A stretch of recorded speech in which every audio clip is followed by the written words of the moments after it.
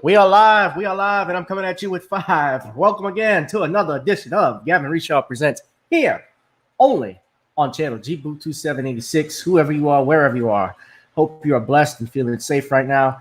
We're waiting on our special guest, brother Ron Herd, aka the Artivist. I'm gonna tease him about that in a little bit. You'll see why. Ron is the host of We All Be News. You guys follow YouTube. He's been on the channel and the grind for about a while. Ron and I hooked up about 6 or 7 years ago, and when I was doing my book on Hurricane Katrina, I was asked to be a guest on his show. So I'm glad I was able to do it, and he's coming to be a guest on my show. And excuse me 1 second.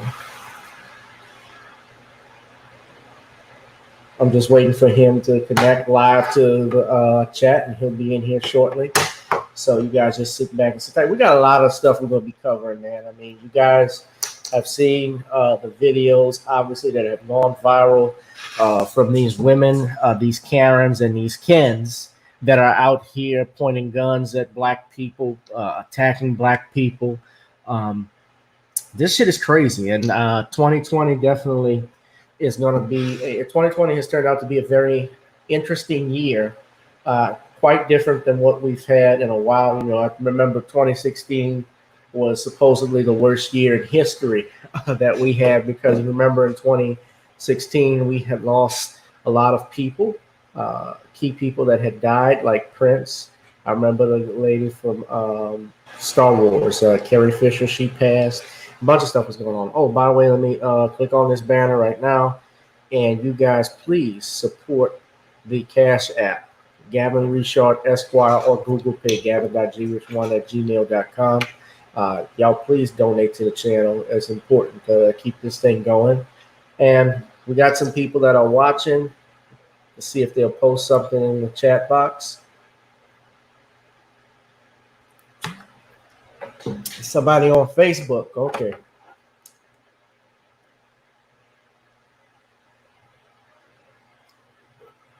Let's see who I can see.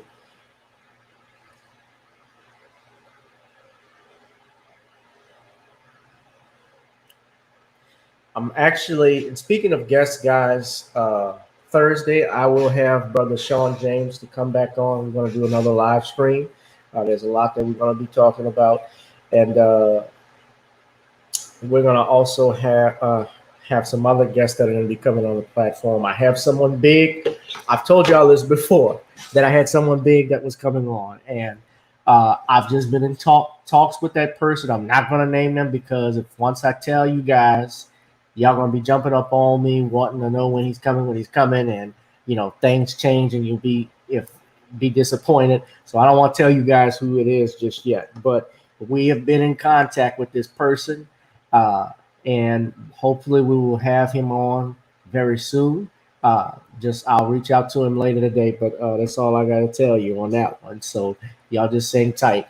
I think we're going to try and get Tom to come back as well. Tom would be great to just have on. I mean, right now, everything is still, I won't say on shutdown, but apparently we may be shut down again, man.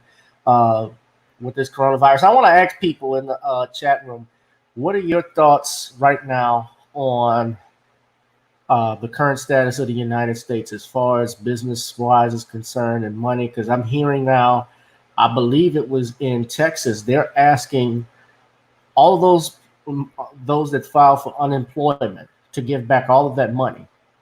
Have y'all heard the same thing? That came out yesterday, I believe, and we're talking about some talking about $30 million in unemployment benefits, and people have already spent that money. I mean, once money is made, you make money to spend money. So once your money is made and you get money and you spend it, that's it. And, you know, you still got people that are just trying to get back into work, people that are just trying to find work again. And let's see, hold on, I'm trying to see if we got Ron in the chat room. Okay, there he is. Hold on a second, guys. Please welcome everyone to the channel. Brother Ron Herd, We All Be News. Hey, Rick, how you doing? I'm all right. How you doing? I'm doing fine, brother. I'm doing fine. You were, I called you the Artivist because that was your nickname from the old We All Be headlines and so forth. And I remember you doing the fake John F. Kennedy voice. Ask not what you can do. Could you do that for us, right quick? Ask not what you can do for we all about some Yes. it's something like that. I'll get it right. Ask what you can do for We All Be. Yeah. Judge Joe Brown. This is Judge Joe Brown, and you are listening to We All Be. What's the name, son? Yeah, we got. Yeah, when's the last time you saw the judge, man? So I'm on virtual on this type of platform over the weekend on 4th of July. But Right, in person, it was Memorial Day, 2019 right, and weekend. Yeah. right. I've never, as much as I've talked to the judge, I've never met him in person yet. He doesn't disappoint. He's interesting. He's very No, he's he a center doesn't. of attention No, we wherever talk you all go. the time. I mean, he's always got something interesting to say. Let me do this. I want to be able to put on the banner for my guest. What your how people can follow you and so forth. Why don't you tell everybody what drop your cash app, drop your contact info. Yeah, Uh, okay. That's fine. I appreciate it, brother Gavin. My cash app is R2C2H2, like my name on here. You can reach me We All Be TV. It's all one word on YouTube. You can follow me Instagram at R2C2H2 and on Twitter at We All Be. all right, there you go. And brother Ron Herd, he has great content on We All Be News. If you check it out, he's done interviews with various people. Of course, our brother and friend, the late Dick Gregory, Yeah. Judge Joe Brown, as we mentioned earlier, he sits down all the time. I mean, Judge Brown talks to anybody. Doesn't ask for anything. He doesn't ask for any money or anything like that. He's basically a encyclopedia, as brother Dick Gregory is, with maybe a few things that are off a little bit, but Well, it's like it's like he'll get you in the right neighborhood, right zip code, maybe wrong house, maybe a house down the way, but it's in the right. right vicinity. Even with Bobby Dick, I mean, it's everybody though. It's everybody. I mean, they live such an interesting, like, very full lives. So they reinvent themselves a lot. So sometimes they get lost in the narrative. Yeah, well, then that's not a shot at Judge Joe Brown. I have a lot of respect for him, and he's great, great man, and he's also somebody you can talk to and learn from. And that's the important thing about elders and the griots, especially from the motherland. They were filled with history about your culture and our people, and that's the things I appreciate. About those men. Uh, s- you know, but Ron, as I was saying earlier, like 2020 has been a crazy year right now. I'm going to show a video right quick for everybody to look at, and I want you to, I guess, give your opinion on it too. It's been an outbreak of, I call it Beckyism, but it's Karenism. That's that's the name now, Karenisms now. And this Karen incident actually has hit home for me. Hmm. This happened in my adopted home of Baton Rouge, Louisiana. So I'm going to show everybody this video. I don't know if you've heard of it or saw it yet, but we've seen these women that have gone around calling the police on different Yeah. people.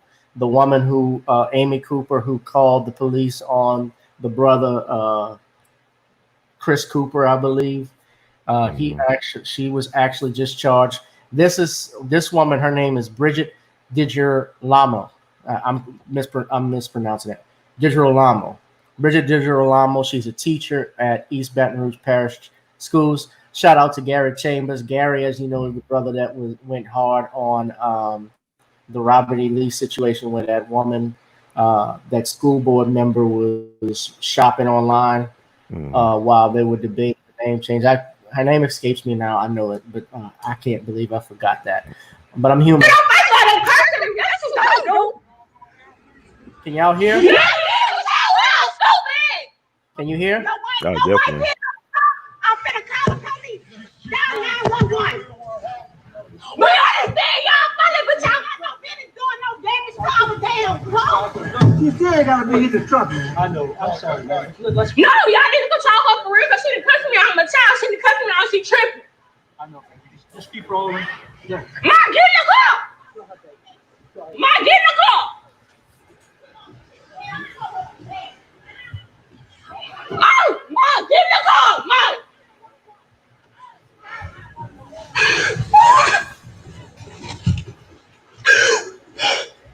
she done put a gun out on us. She tripping. You ain't got She done put a gun out on us, y'all. She tripping. I'm gonna call the police. And I got her on camera trying to hear our call with a gun. We got a gun too. She wanna play it. We got a gun too. She didn't hit our call with a gun, y'all. She got a gun. Give me the phone. Let me down now. No, I'm online so they can see this because she tripping. Put it on the gun. Y'all, she didn't hit our call with a gun. A bet, y'all. Go ahead, baby. You got 911? I'm gonna call him. Y'all, she done came out here with a gun. We understand. Yeah. Well, we did something. She called.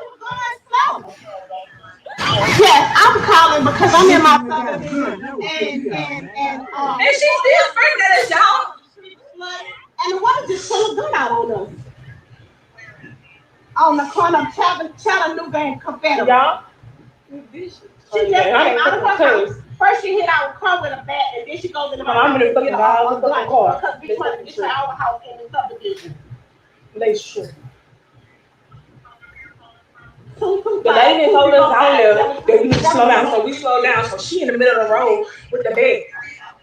Yes, ma'am. I'm in my car. Pull up in this driveway right here because I'm from. She came out this house with a gun. What was the Okay, gun? pull up in this We got a driveway. gun too. I lost my damn flipper. Tripping. And my wife didn't get out of the car. She could have shot you. Why didn't you come? Why didn't you come? Yes, I'm calling to make a report. I'm in my subdivision trying to get to my house on a flooded street, and the lady comes out with a bat, hits my truck with a bat, and then I asked her why would she hit our truck with a bat. She goes in her house, get a gun, and comes back outside and point at us while we trying to drive slow, trying to get off the street. And I want to press. And she started screaming. What is she screaming for? Now I want to she gonna hit the mother car. Demetra Turner Lewis.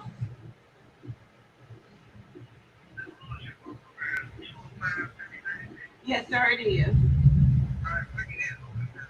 We on the corner of Chattanooga and Confederate. Her house is on the corner of Chattanooga and Confederate. And we came out with a gun. Turned down trying to get to our house in the subdivision, and she comes out with a bat, and she tells us to turn around. We almost to the end of our street, so she takes the bat and hit our truck with the bat. She came out. Then she goes in her house and get a gun. She came out. And I want to press charge. She came out the house and my mom was at the house because she hit the car like 3 times. So mom came back out the house. She came out the house with the gun and pointed the gun at mom.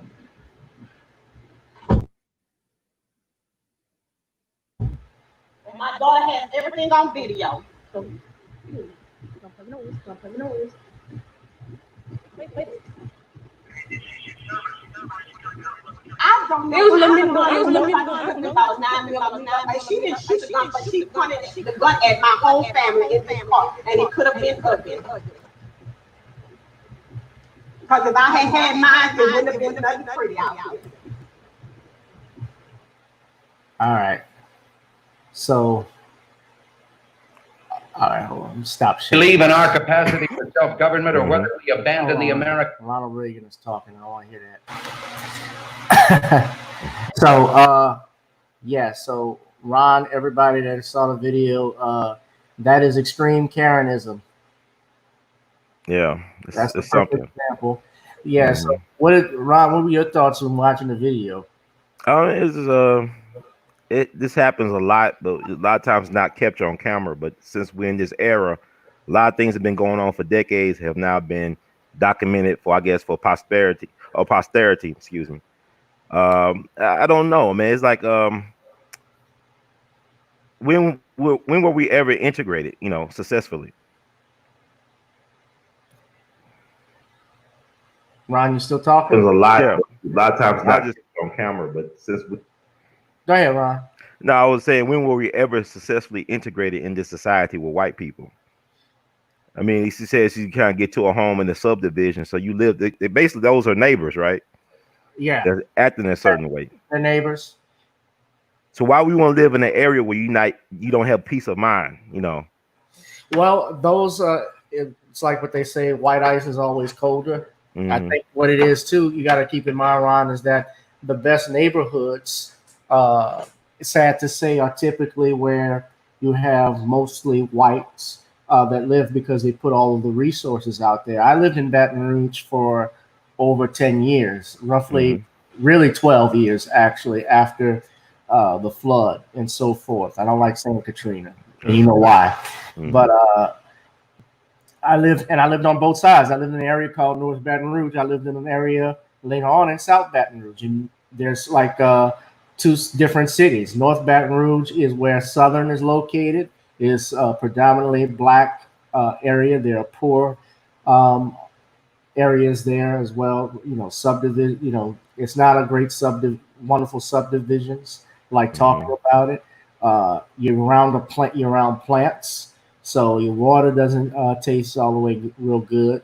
You, I'm not trying to diss my, Southern or any of those neighborhoods or nothing like that Mhm. at all. But that's just the reality. There's no movie theaters. There's no shopping malls. Your closest Walmart is all the way in the country in like Baker or Zachary, in Baker actually.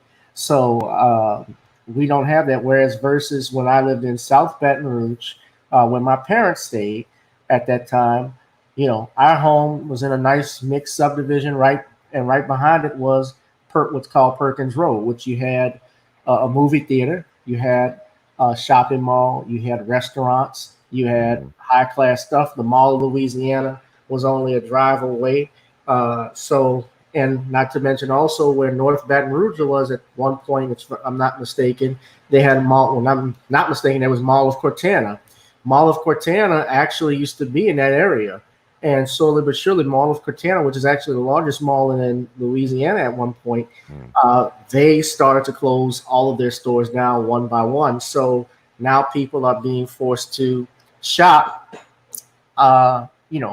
in areas where they don't live in, and their tax dollars are going there. Now, the difference between Baton Rouge and New Orleans, and I'll be brief. In New Orleans, it's the same thing, except we got to actually go out into different counties, or I know it's counties where you guys are. We call them parishes here, Mhm. like Jefferson Parish, St. Tammany Parish is in Slidell. That's the North Shore. Jefferson Parish is also across the river. The closest mall, actual shopping mall, is Oakwood Shopping Center. That's still part of Jefferson Parish. You have another parish is St. Bernard Parish. Now, I live in an area called New Orleans East. New Orleans East had the Plaza Mall at one point. We Mhm. had movie theaters, we had grocery stores, and this actually was a white area at one point. But when blacks started to move here around the 80s, because at that time, whites started moving out, going to other suburbs like Slidell and Jefferson Parish, where blacks were coming here. As you know, it's called white flight. And Right. so but they took the businesses with them. They took the stores with them. And we don't have that now. And now I got to shop for a suit. I got to go to another county. Mhm. I got to go to another parish for that. And, that's the situation. Unfortunately, when you don't control the economics and you don't control the land and resources, people are going to dictate where you go. That's just the way it is. Mm. That's interesting. So we always been a people on the move. It's like we just constant movement with us as a people. Yeah. And by the way, you know the mistake. Get it in that video. You know what the biggest mistake she said? She said, "If I the sister said, if I had a gun, my gun, it would have been some Mhm. trouble." That's a mistake. You should Mhm. always carry your gun if you can. get Well, get your concealed carry permit. Philando Castile had a gun. See what happened to him. That was a punk coward that shot Philando No Castile. one was saying with the guns, like, we just celebrated Mega Evers' birthday. Mega Evers, he was known for packing too. He had guns in his car when he got shot in his back on June 12th, 1963. Dr. King used to have armed security detail around him when he used to move. And the day he got hit, he didn't have no armed security around him. He wasn't packing. Malcolm had that famous picture with him holding that gun, looking outside his window. But on February 21st, 1965, nobody had his back that day. We got shot before his family. No. So I mean, I don't know, man. I mean, I believe in having being armed and being practicing self-defense. Don't get me wrong. We should have a standing militia. But there's a lot of times, like what we're reacting to situations. We're not revolutionary.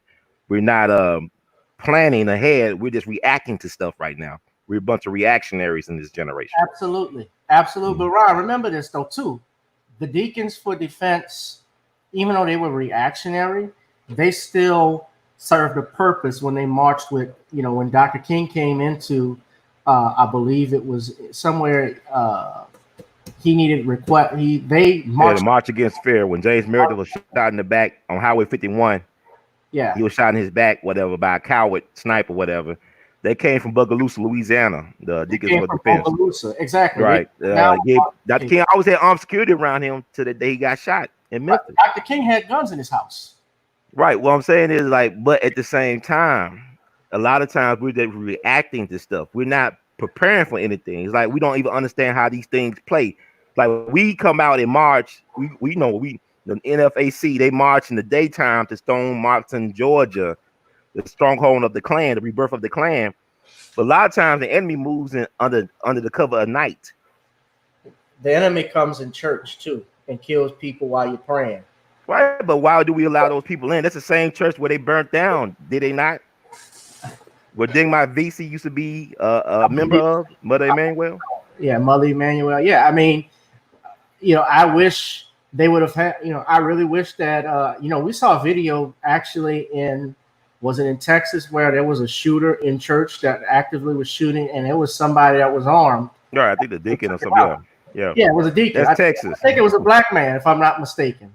I'm not too sure, but I heard about it was like the church security put the person down before he could do anything. They put it down, right? We need that shit. Now, black deacon died in the church. I mean, he was a black deacon that died. Yeah. Well, there was also a brother. Remember this too. There was a military brother that there was a shooting. I believe it was in Alabama, if I'm not mistaken. And remember, he pulled his gun out, ready to take on the shooter, and they ended up killing him. I think I vaguely remember that. So many cases, like it happens all the time. That's what I'm saying. It happens so much. But we're supposed to respect our veterans. They're all about the military. Kaepernick disrespect the military. Right. You disrespecting the flag when you kneel. All this other bullshit. What about Vanessa? What's her name? Vanessa Guillen, the Mexican American, Hispanic, Latino America. I wanted to get into that too. Yeah. I don't know. I've read, based off what I've read so far, the girl who supposedly was helping the black man, the man that was doing it, right?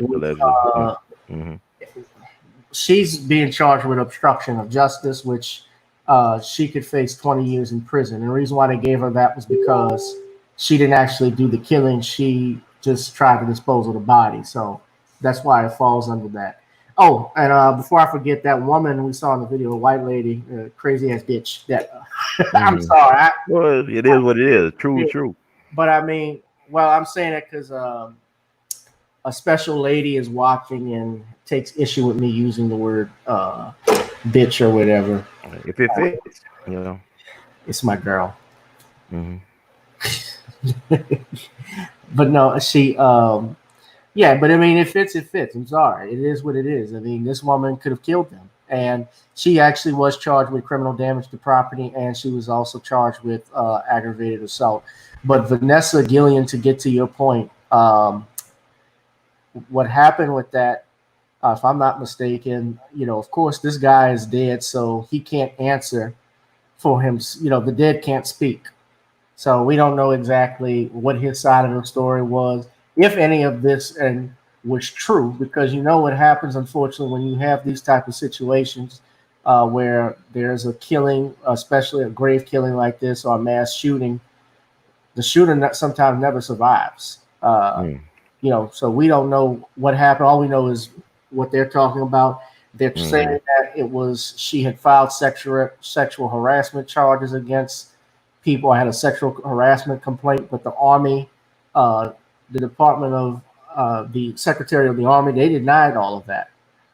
They said that there was no sexual harassment complaint filed. But in talking about that, I'm going to ask you what you think about it. The woman's name is Cicely Aguilar. who was the white woman that was charged. And it could have been, from what I looked at, man, it could have been a love affair gone wrong.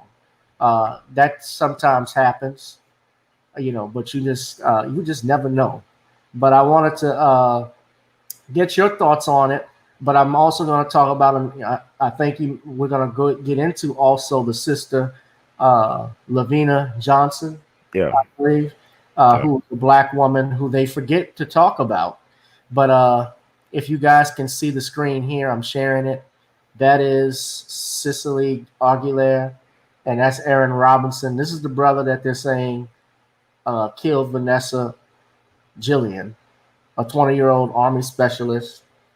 I believe our sister, Miss Johnson, was promoted to, she was actually a specialist. They promoted Vanessa to a specialist posthumously after she died. All right. Right. But a lot of that stuff, those wild sex parties and different stuff happens on military bases, man. It's like a city in a city. Mm-hmm. So, yeah, if anybody can read closely what this says. So, Ryan, what do you think of the Gillian case? Well, I think it happened more often than people realize. The U.S. military, a lot of times the U.S. military, the cover-up is worse than the crime, which is kind of hard to believe, but it's true. I knew it was statistics like a couple years ago that said 1 out of every 3 enlisted women is sexually assaulted in the military. That is 1 out of every 5 males is sexually assaulted in the military. I don't know how, it might be updated now because that was like several years ago when I checked on those stats. But you think about the fact that you think about like somebody like Pat Tillman, the former NFL player, right, that went into the service, and the Army or the military covered up how he really died. He got killed allegedly by a friendly fire, but they covered it up. But it was his family digging for the truth for the family to come out what really happened to Pat Tillman. So people got to understand, when you sign your name on the dotted line to serve Uncle Sam, you become the property of Uncle Sam. So if they say you died in the line of fire, or you died some type of crazy way, the military could tell your family anything because they own you. You property of Uncle Sam. That means they could do whatever they want to you. And they could tell your family anything. Because I have cases of people I know who family members were healthy and everything, and also they end up dead under mysterious circumstances. And they tell the family, this is the official way this person died. And if you dig a little deeper, you'll find out that there's something else going on. But Fort Hood is really kind of weird.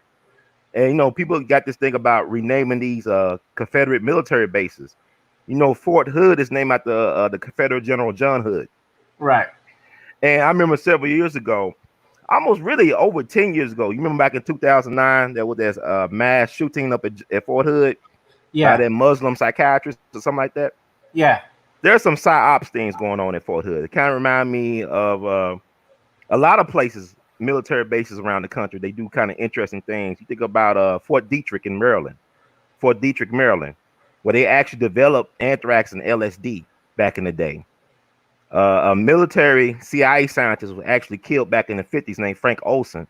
There's a Netflix special that talks about how he was killed. They say he committed suicide by falling out of a hotel, I believe on the 13th floor in Manhattan, New York, back in the 50s. But years later, his family, his survivors were invited to the White House when Gerald Ford was president and was issuing an apology from the United States government via Gerald Ford for what happened to their patriarch.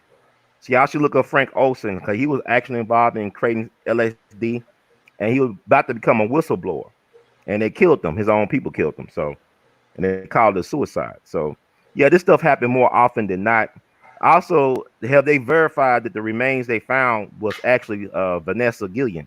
Because they also found the remains of another person, not that far away from when they found those remains. That could possibly be her, and he supposed to have been discharged over a year ago. He went missing.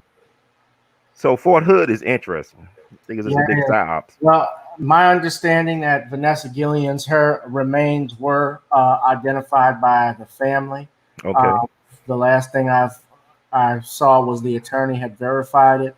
And you would think, though, on these military bases, because it's military, it's supposed to be secure. People that are trained to kill, people that are trained in combat.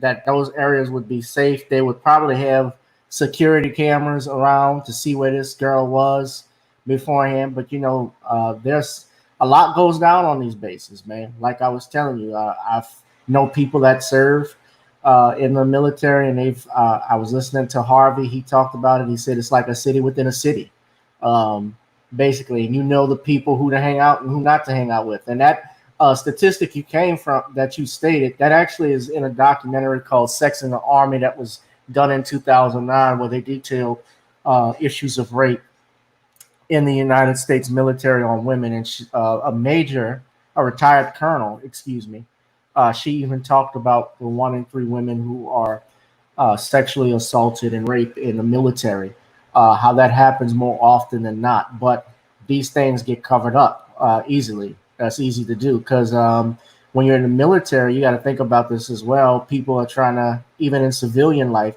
you try to advance your career. You come out and say something against someone who is well respected in the military, like a major of some kind, almost like the general's daughter. If you remember that movie, Yeah, that's a good movie. Yeah, it was a pretty good movie with John Travolta. Yeah, everybody should see it because that almost sounds like what happened to our sister here, although Lavina Johnson. Now, you did a story, Ron. I'm gonna put you back up. Mm-hmm. I'm gonna share this in a little bit, but you did a story actually on Lavina Johnson before. Yeah, I actually interviewed her father. Right after I came back from Barack Obama's inauguration, I interviewed her father back in 2009, about a couple hours. Her father's interesting because he got served our military, served our nation for many years. He was an Army psychiatrist, I believe, for almost 30 years. Family has a long distinguished record of serving in our armed services for family that's a military family. Right. And from my understanding, Lavina Johnson, she wanted to go into the military so she could, get money to go to film school out in California. She wanted to get into the movie industry, from my understanding.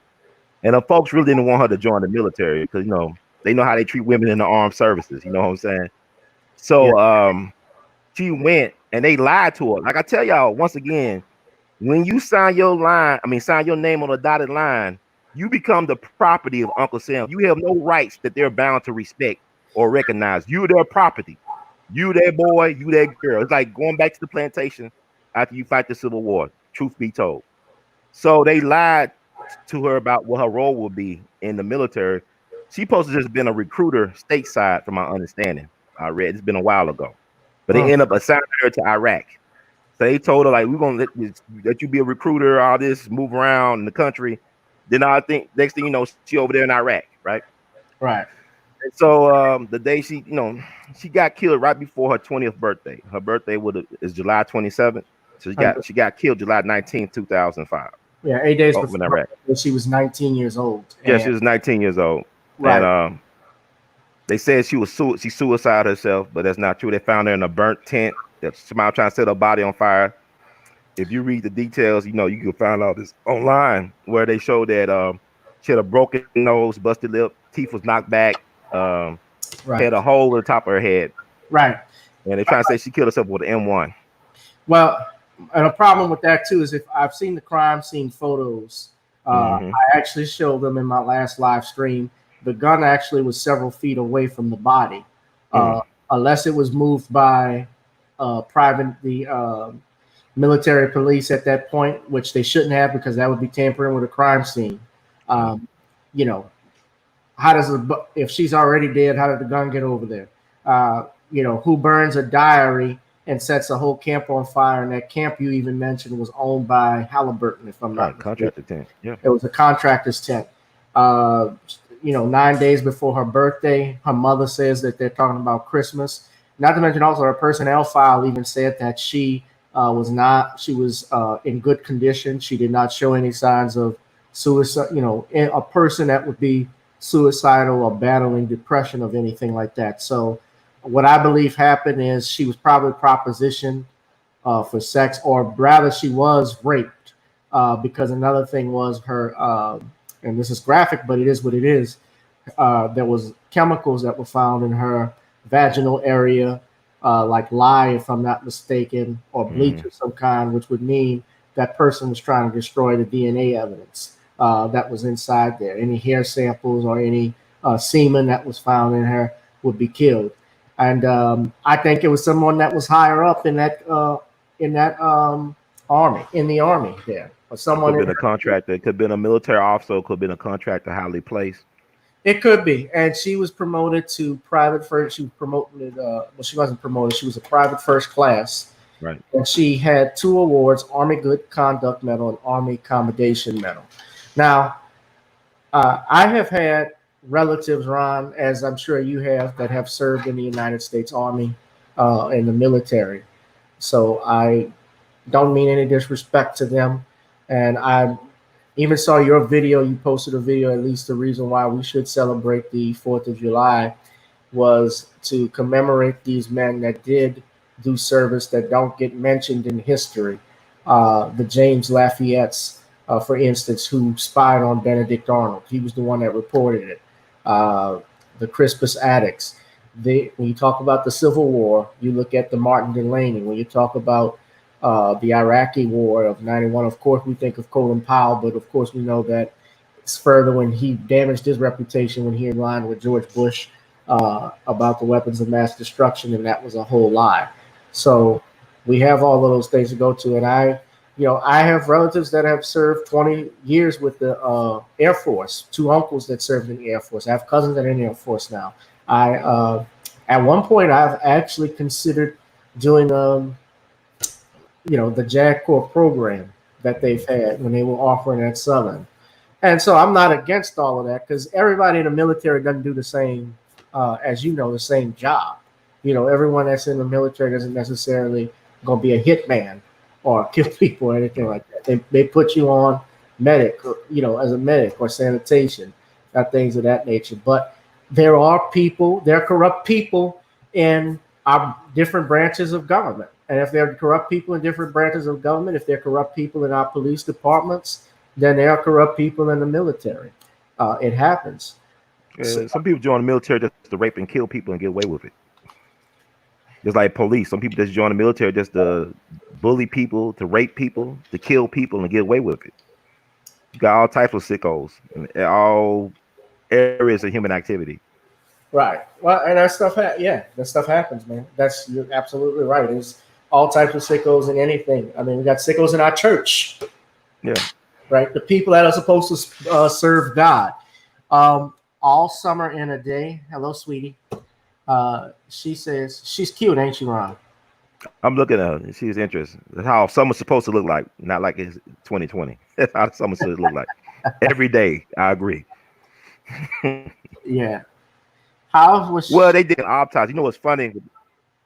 I'm reading what she's saying. It did a second autopsy. The family did a second autopsy because they found was odd that when her body came back home to St. Louis, that her white service gloves were glued to her hands to cover up signs of trauma. So they actually did a second autopsy. The family did to find out what really happened to her. Right. I think what she was talking about, that was my girlfriend. She was talking about actually what was, she wasn't talking about Lavina. She was talking about Vanessa Gillian. So I don't even know if they really confirmed they found a body. They found 2 bodies actually. But I mean, they found a body. They never confirmed or verified that was actually her. Well, I saw. Not from what I saw. Okay. Or read. I saw the headline Sunday where they said that the family attorney had stated that they confirmed it. And let me just show you, because I'm putting this up now. I think you guys can hold on. Let me get out of here just so you can see the article. Was she buried by a river or something like that? Was she buried near a river or waterway or something like that? She was 30 miles from Fort Hood, I think, in Killeen, Texas, and they saw, she was around a river of some kind. So they did verify those were her remains. That's what they found 2 people. I mean, they found 2 bodies. Well, let me just pull it up so everyone can see.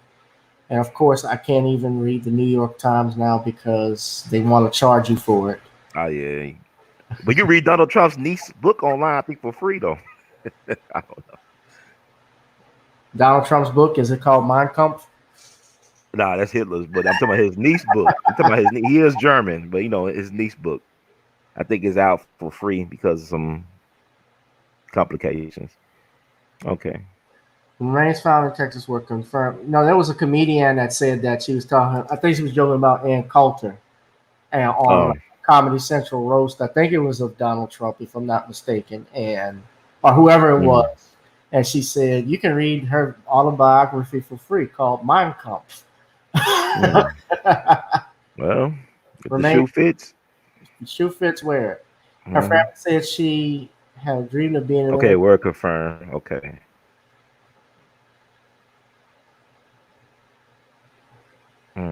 That's unfortunate. 20 years old.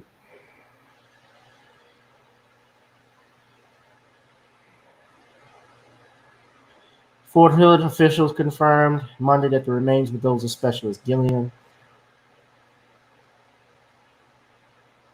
But it was a cover up with the chain of command too. It's not just the guy who allegedly killed himself, but you got the chain of command that's covering up stuff too. So somebody could be held liable, or people can be held liable for whatever happened.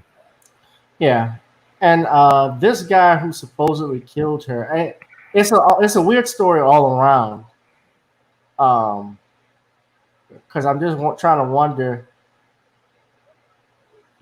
Supposedly he did this in some. If I'm not mistaken, if I'm reading correctly, they said that he killed her in some type of room. If I'm not mistaken. They had a room, some type of room where they had it's like they got security, you got to clock in or out. It's some special type of clearance you got to have. So what I'm saying is, there's more than one person involved in this lady's unfortunate demise. I mean, chain of command got to be held liable for this. Well, most definitely, especially if she had reported some sexual assault. Yeah. I don't know if that happened either. It could have been, who knows? It could have been something where she saw something she wasn't supposed to see too. Sexual harassment. I'm looking at, and she was a pretty woman. She's a gorgeous. I could see that happening. To be honest with you. Well, yeah, I'm not saying that it didn't happen, but I'm saying is that we don't know the facts of it. Without question, she's a gorgeous woman. I agree with you. She's. I was thinking really a true waste. It's just unfortunate. She was just 20 years old, but I would not want my daughter to join the military. None of the service, none of the branches, none of them. If I had a daughter, I would not let them, to the best of my ability, join the military. Same thing with Lavina Johnson. She was a cute girl. And, family wanted her to join. She went ahead because she wanted, get money for school. Well, yeah, and that's another reason why people join. Listen, I could just tell you about the JAG program. Why I thought about it. They were going to pay for, and I'm still at that age. I could if I wanted to. There you go. Yeah, they pay for your student loans up to a certain degree. They pay for your continued education. Yes, you do get to travel the world and so forth, and that's why I think that's the drag of why people join the military. And if you do active service for 4 years, if you like it, then you can continue to stay. If not, get out. If you're still around, some people may like it and adapt to it.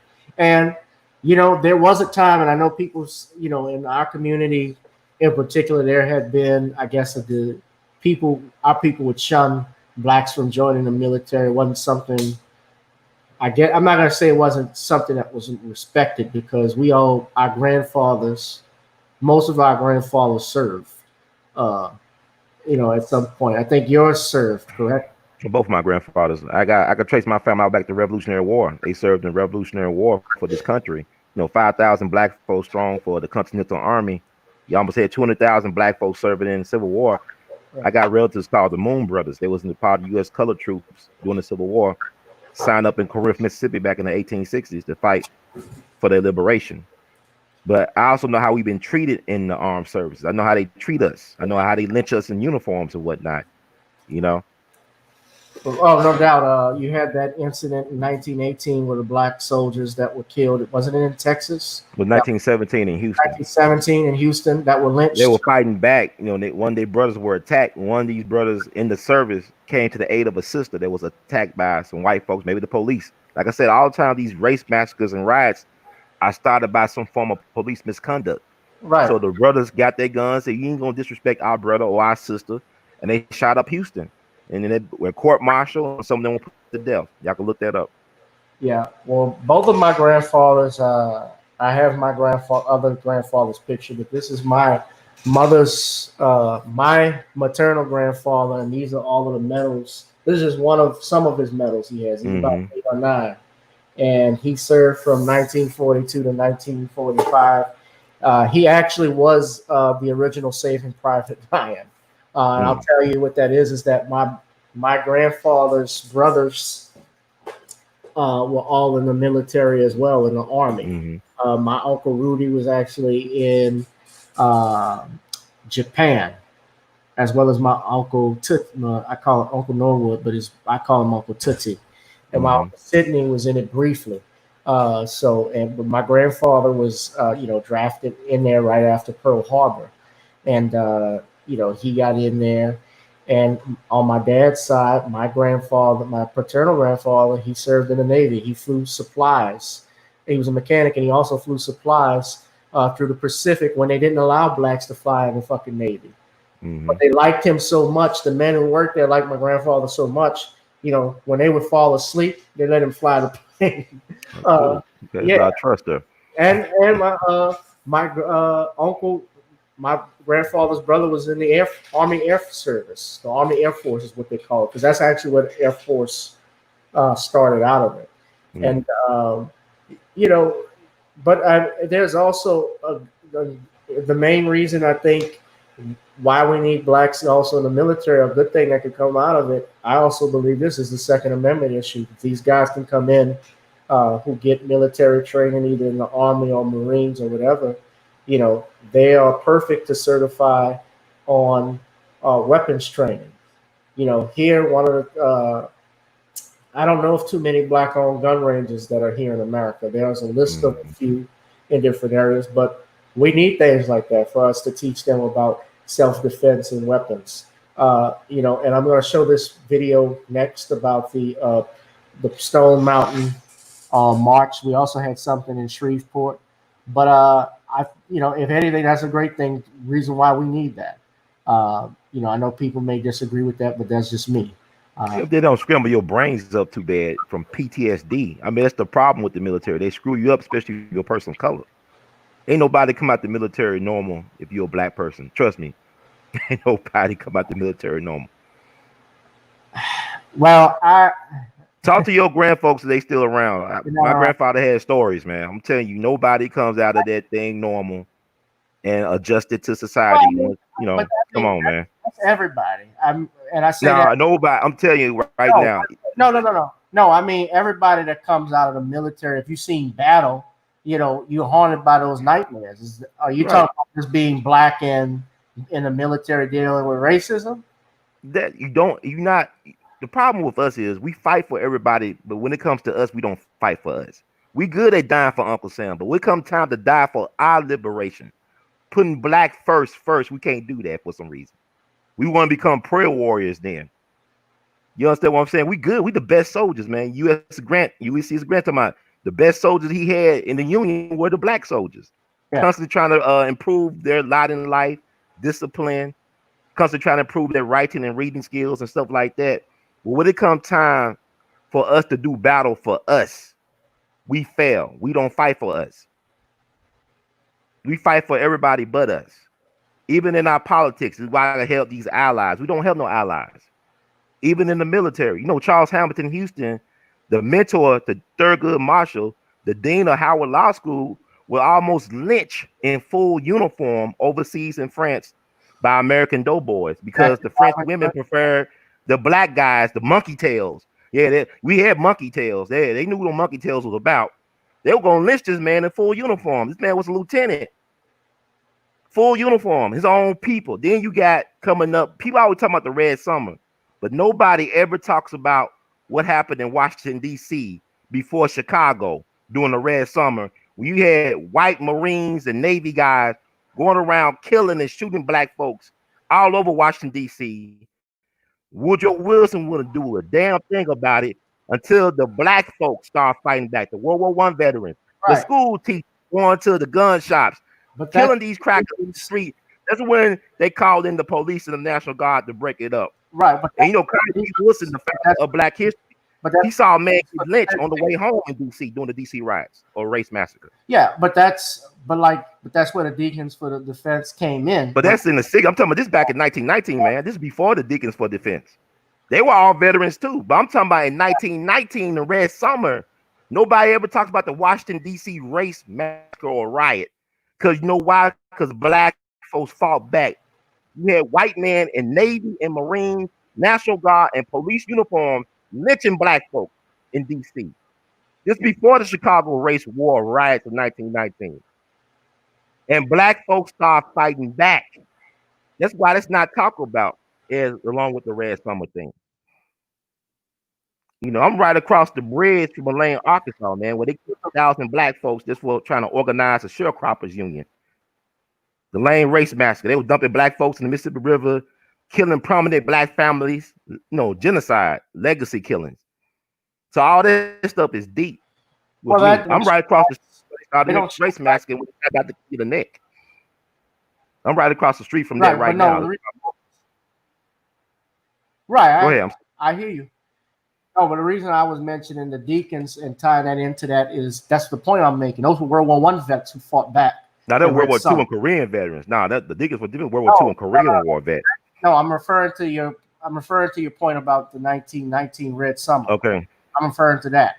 But I'm also saying, as you see further on, when you had the Deacons, you talk about Korean War veterans, some were World War II veterans. If you saw the movie that 2002, I believe that Forrest Whitaker starred in on it, but he was a combination of two different people. And of course, they haven't even. But this is how great they were. You don't even know who was a deacon or not because some have denied being a part of their ranks because they didn't want to obviously get in trouble with the law. They were secret with stuff and some shit. You know, I understand why the brothers showed solidarity going out there with the guns and so forth, but on the flip side, also Joe Brown was talking about where he was saying, well, you don't have to show your hand necessarily all the time. You don't be secretive and do things like that. That's how some of our black folks were even able to escape, slavery. They had people that would put on acts like the Uncle Tom character. Uncle Tom, in real life, in actuality, was the hero of the story. It was Sambo that was the true villain, like Django, the guy from Django Unchained. Samuel Jackson's character was Stephen, right? Uncle Stephen. Yeah, Uncle Stephen. Yeah, but Stephen was a Sambo. Whereas, of course, Django would be, I guess you could say he was like Nat Turner or something like that. But he wasn't even Nat Turner because he didn't free. He was Dangerfield Newby, one of John Brown's Black Raiders of Harper's Ferry. Okay. He's based on that guy, Dangerfield Newby. Who was trying to liberate his wife from slavery. Yeah. Right. That's the actual character because he one of the first people that died at the Harper's raid thing. First black person to die was John Brown at that raid. Right. Well, and even in World War II, I mean, General Patton's best crew was the Black Panthers, the Black Panther Tank Battalion. That Jackie also Robinson had the Red Ball Express. Medgar Evers was part of the Red Ball Express to deliver supplies and food to the Third Army. My grandfather was a part of the Red Ball Express too. They was in part of Normandy D-Day. Those were the truck drivers back then, delivering the stuff of General Patton's Third Army. Right.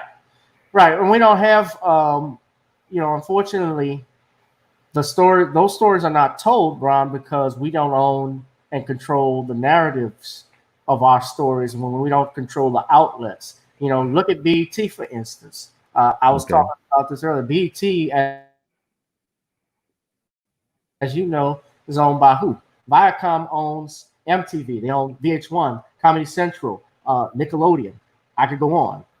They own practically all of the former music channels now. So whatever they're playing, they're getting money from it.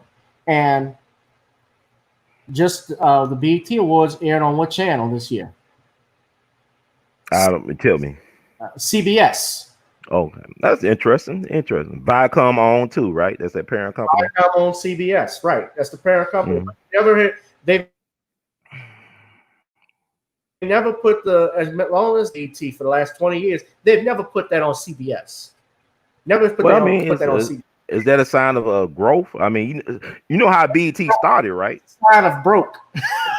Okay, that too, but you know how BET started, right? How it originally started? Yeah. It was 2 hours on the weekend back in the early 80s. That's how it started as a network, showing reruns and blaxploitation films on the weekend.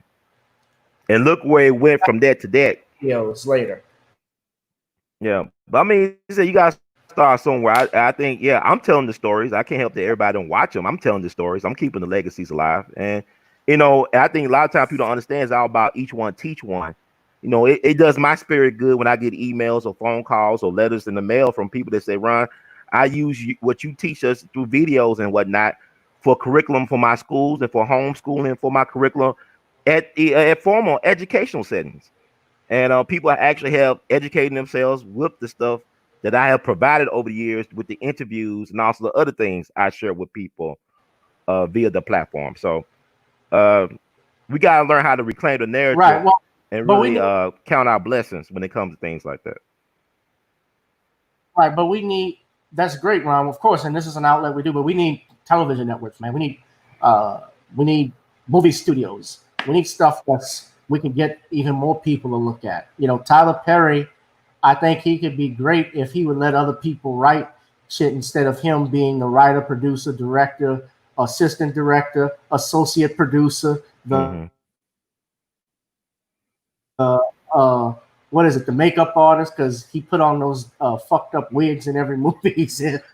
I mean, but you know what? Are you willing to do what it takes to get what Tyler Perry got? You know what I'm saying? Yeah, it's a hustle. You got to hustle for it. Yeah. I mean, it's like, his movies. I don't mean to cut you off. Go ahead and finish what you were saying. I saying. was saying, like, if you willing to go homeless for years and do the things he had to do to get where he is at, are we willing to? I'm saying we willing, like we'll sacrifice and kill ourselves for the system. We'll kill ourselves to play some football. We'll destroy our health for white-owned slave.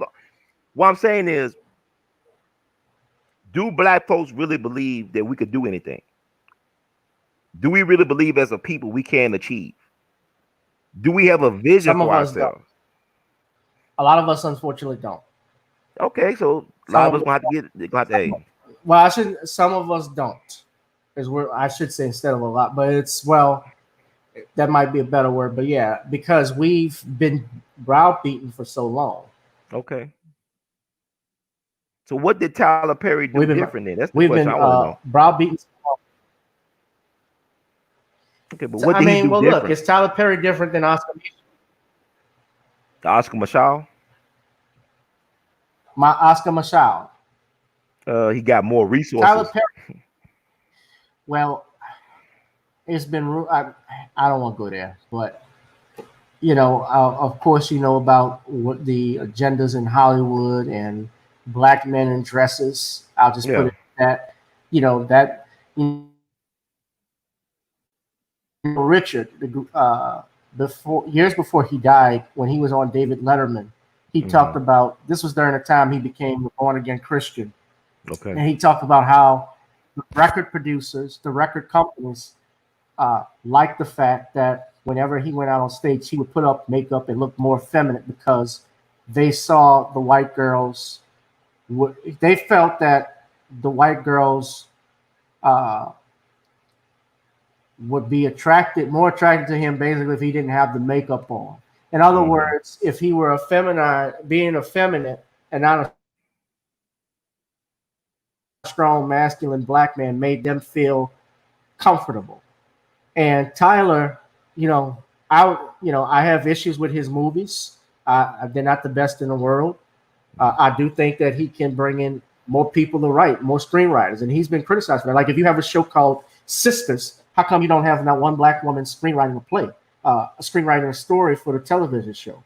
Now, it's his studio. He has a right to do whatever he wants with it, but critically, that's why his stuff is not always that great. But thing I can respect about him is that yes, there are black people who would not have a job because of him. Right.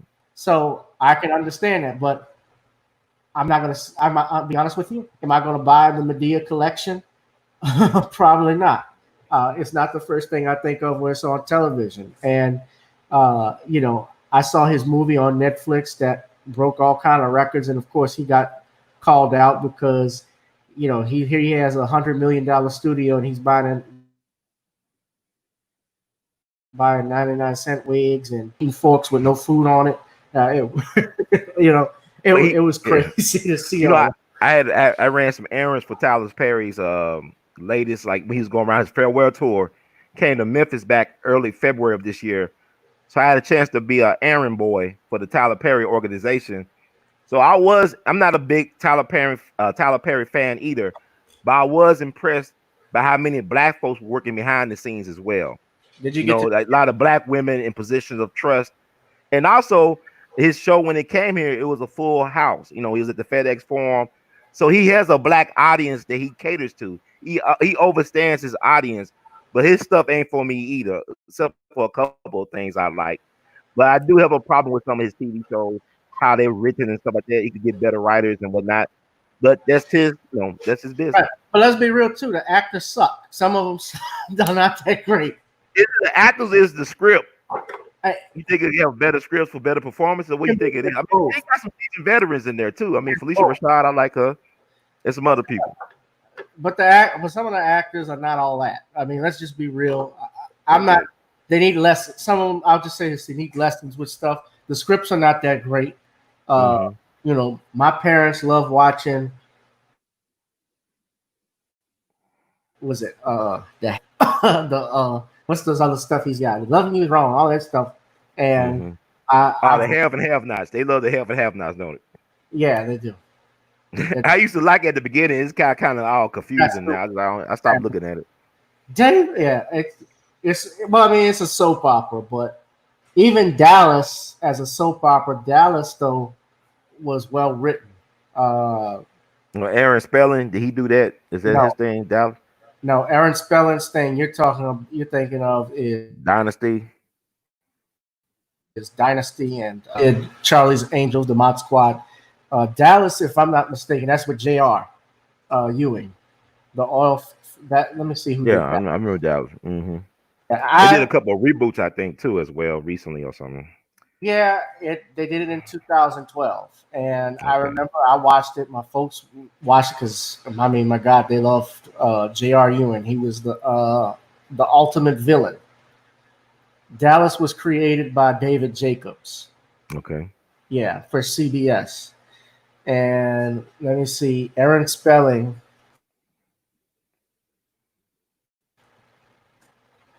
Aaron Spelling did Love Boat, Charm, Seventh Heaven, Family, Beverly Hills 90210, Dynasty, Heart to Heart, Mod Squad, The Rookies, Sunset Beach. So yeah, everything that was on ABC, he had something to do with that. He has over 218 producer and executive producer credits. He was ranked the 11th top earning deceased celebrity in 2009. I believe his mansion is worth about 150 million. That's the money. Can y'all see that? No, y'all are watching. Oh, what I had up there too, that was Red Summer that you were talking about, and that was the Harlem Hellfighters that you were referring to, right there. Those brothers. I mean, the Harlem Hellfighters are interesting because they were actually disowned by the U.S. government and military and adopted by the French. Right. They were the 369th Regiment over in France, but there was the National Guard infantry out of Harlem. And one of their music directors was the great James Reese Europe, who actually introduced jazz to Europe when he was over there. He was the first black man to lead troops in the battle during World War I, and he was a musician. The first black organization to play jazz at Carnegie Hall back in the day. And he had a musician union called the Clef Club Union that employed some of the top black musicians in New York City back at the turn of last century. Because he organized, the man was like, according to U.B. Blake, he was the Dr. King and Booker T. Washington of black musicians. And unfortunately, he was killed by his drummer when he came back home May 9th, 1919, during a concert at Mechanics Hall up in Boston. Stabbed in the neck with a penknife by his drummer, right, and bled to death in the hospital. Was 39 years old. That's all he was, 39. And who is this? What's his name? You cut off. James Reese Europe. I did a book about him. I wrote an illustrated book about him back in 2005 called James Reese Europe, the Jazz Lieutenant. He's buried in Arlington Cemetery. But this is a guy who brought blacks back onto Broadway. He trained the folks that end up becoming the stars in black cinema and Broadway. People like Paul Robeson and Ethel Waters, and Josephine Baker. He trained the folks that actually mentored and helped cultivate them into greatness. So he was the first black person given a public funeral in New York City history when he died. Right. Well, that's another case about World War II veterans. Also, 60 Minutes did something on Lewis Allen, who's a man that owned property in Mississippi, that was murdered mysteriously after he had witnessed the murder take place by, I think he alleged, the state legislator, senator. He killed Herbert Lee. I think that's his name. Herbert Lee. Right. And you can find that on 60. I interviewed Herbert Lee's daughter.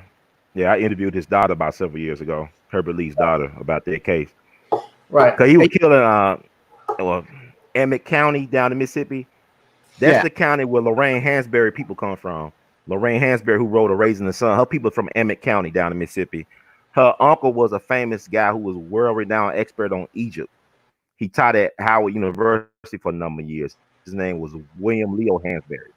So she came from her family come from Mississippi, from Emmett County. Killed Herbert Lee. We always have stories where black people, especially those that go and get their intellectual property or own wealth, they die mysteriously, or the killer was never caught. Same thing with Sam Cooke. I told you about the Lady Who Shot Me documentary. That was a good documentary, yeah. Yeah, that was the one that was on Apple TV, and not talking about the Netflix one. But a lot of people were speculating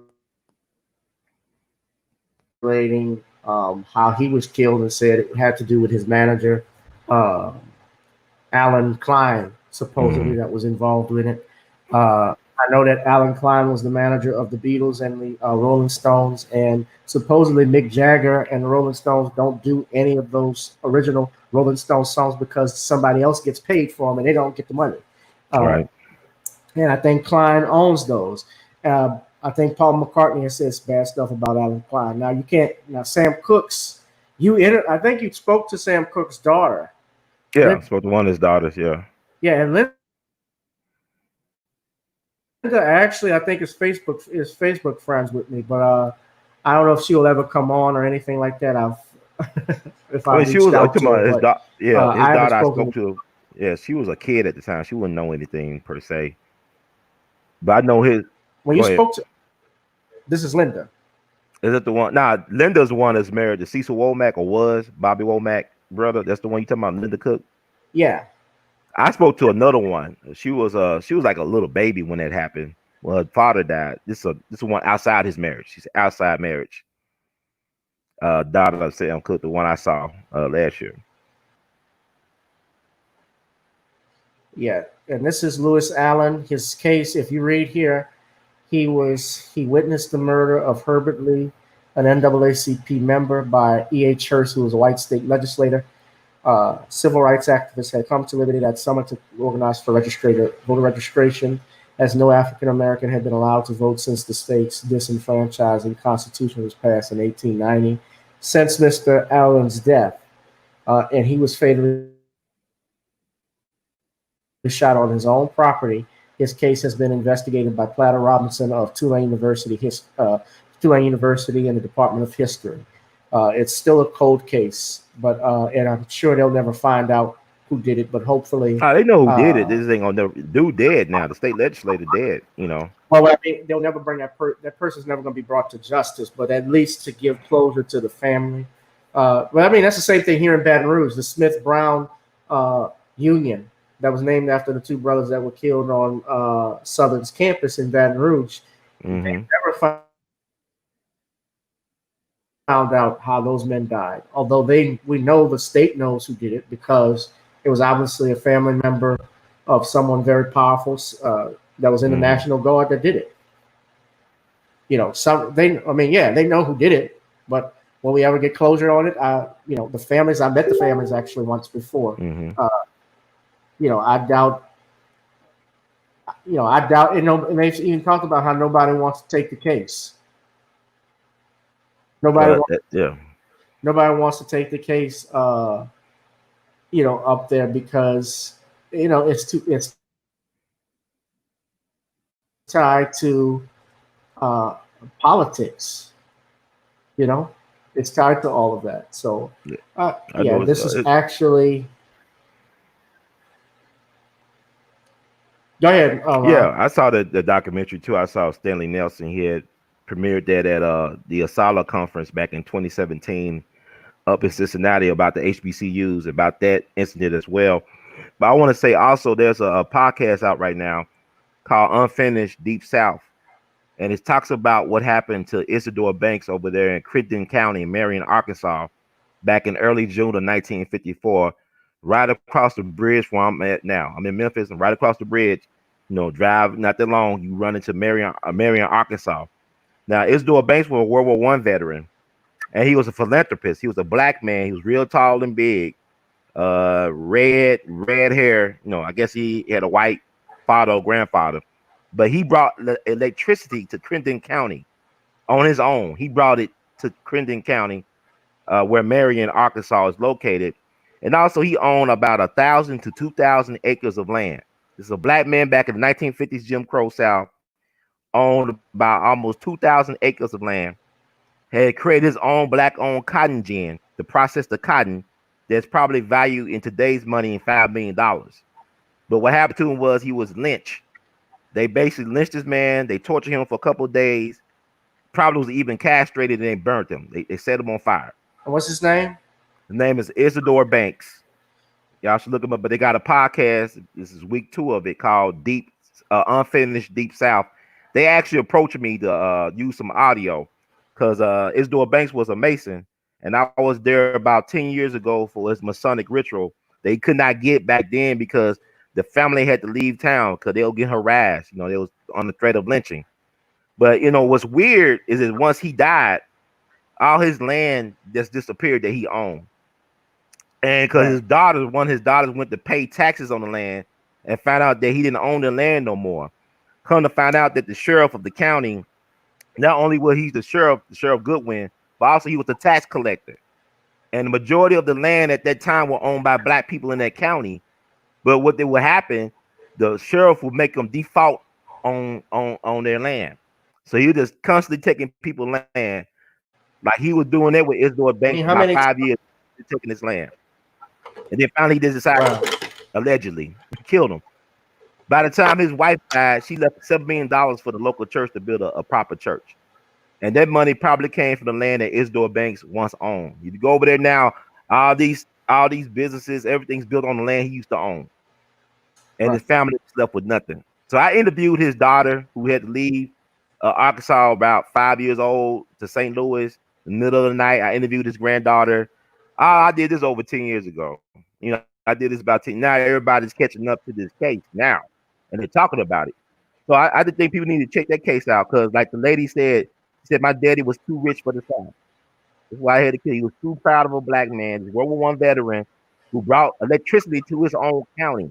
The black man, the deep pocket, and he was too proud, and they had to take him out. And he also had like $93,000 in the bank, in the town's bank, and it disappeared. This is back in 1954. Right, and more than $93,000 in today's money, you know. Right, there are stories too. We've had black millionaires in the 1800s, like Jeremiah was like a New York stockbroker. He was one of the first to do that. He was the richest black man in New York. They entitled him. They also had Jeremiah Liedermoff, if I'm not mistaken. He was the country's first black millionaire. I know they talk about Madam C.J. Walker, and they pushed that. But, you know, we've had people like that before, man. And especially with us, we owned a lot of land at one point. Remember, in 1866, the Civil Rights Act was passed. That was passed to give black people not so much citizenship, but also to own land. And don't forget the Civil War. William T. Sherman, who was the general of the Union Army, he was the one that issued that 40 acres and a mule order that was called, I'm trying to think of the order. It was, I have it right here. It was Special Field Orders number 15. And that's where that term came from. But Andrew Johnson, after Lincoln was assassinated, he became president and he reversed that. So that's why we never have, we've always talked about reparations, and we're talking today, but we've always had a stumbling block placed in front of us. It's always like they tell us, they tell you to pull up by your bootstraps, but they take your shoes away from you. So now we need to just kick down the door of the shoe department and pick whatever fucking shoes we want. There you go. I mean, like you look at black, land ownership in this country for black people in the 1900s, black folks owned almost 15 million acres of land. By 1992, they went down to 2.3 million acres of land. No telling how much land we own now. So we have lost a lot. I mean, like you look at the Wilmington Race Massacre of 1898 in Wilmington, North Carolina. This is where Michael Jordan was raised. This is where David Walker, who wrote the appeal to the colored citizens of the world, or the people of the world, who wrote The Appeal, right? This is David Walker. He was born there. They had the Democrats who were out of power overthrew the fusion government led by black and white politicians in Wilmington. Wilmington was the largest city in North Carolina in 1898. They were bigger than Charlotte. But by the time that massacre happened, where black folks had to leave for their lives, lost businesses, lost land, that's when Charlotte became the biggest city in North Carolina. And the thing what's sad about it is that the governor knew what was happening to black folks down there. The president of the United States knew what was happening to black folks in Wilmington, North Carolina, and nobody did a damn thing about it. They allowed it to happen. You got all that was lost, generational wealth that was lost in Wilmington.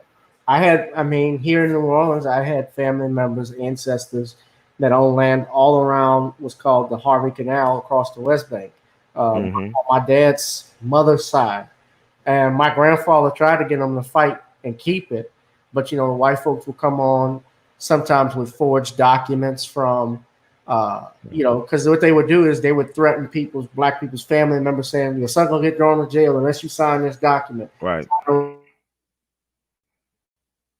your land rights and so forth. That's why most of that shit through fraud. But yeah, so it's Rutherford B. Hayes was the president that ended Reconstruction. By him, when we had, we got all excited with Barack Obama being the first black president, but we had black leaders in high places around that time. That was the time really to push stuff forward right then. And Hayes calls out the federal guards, that were protecting blacks.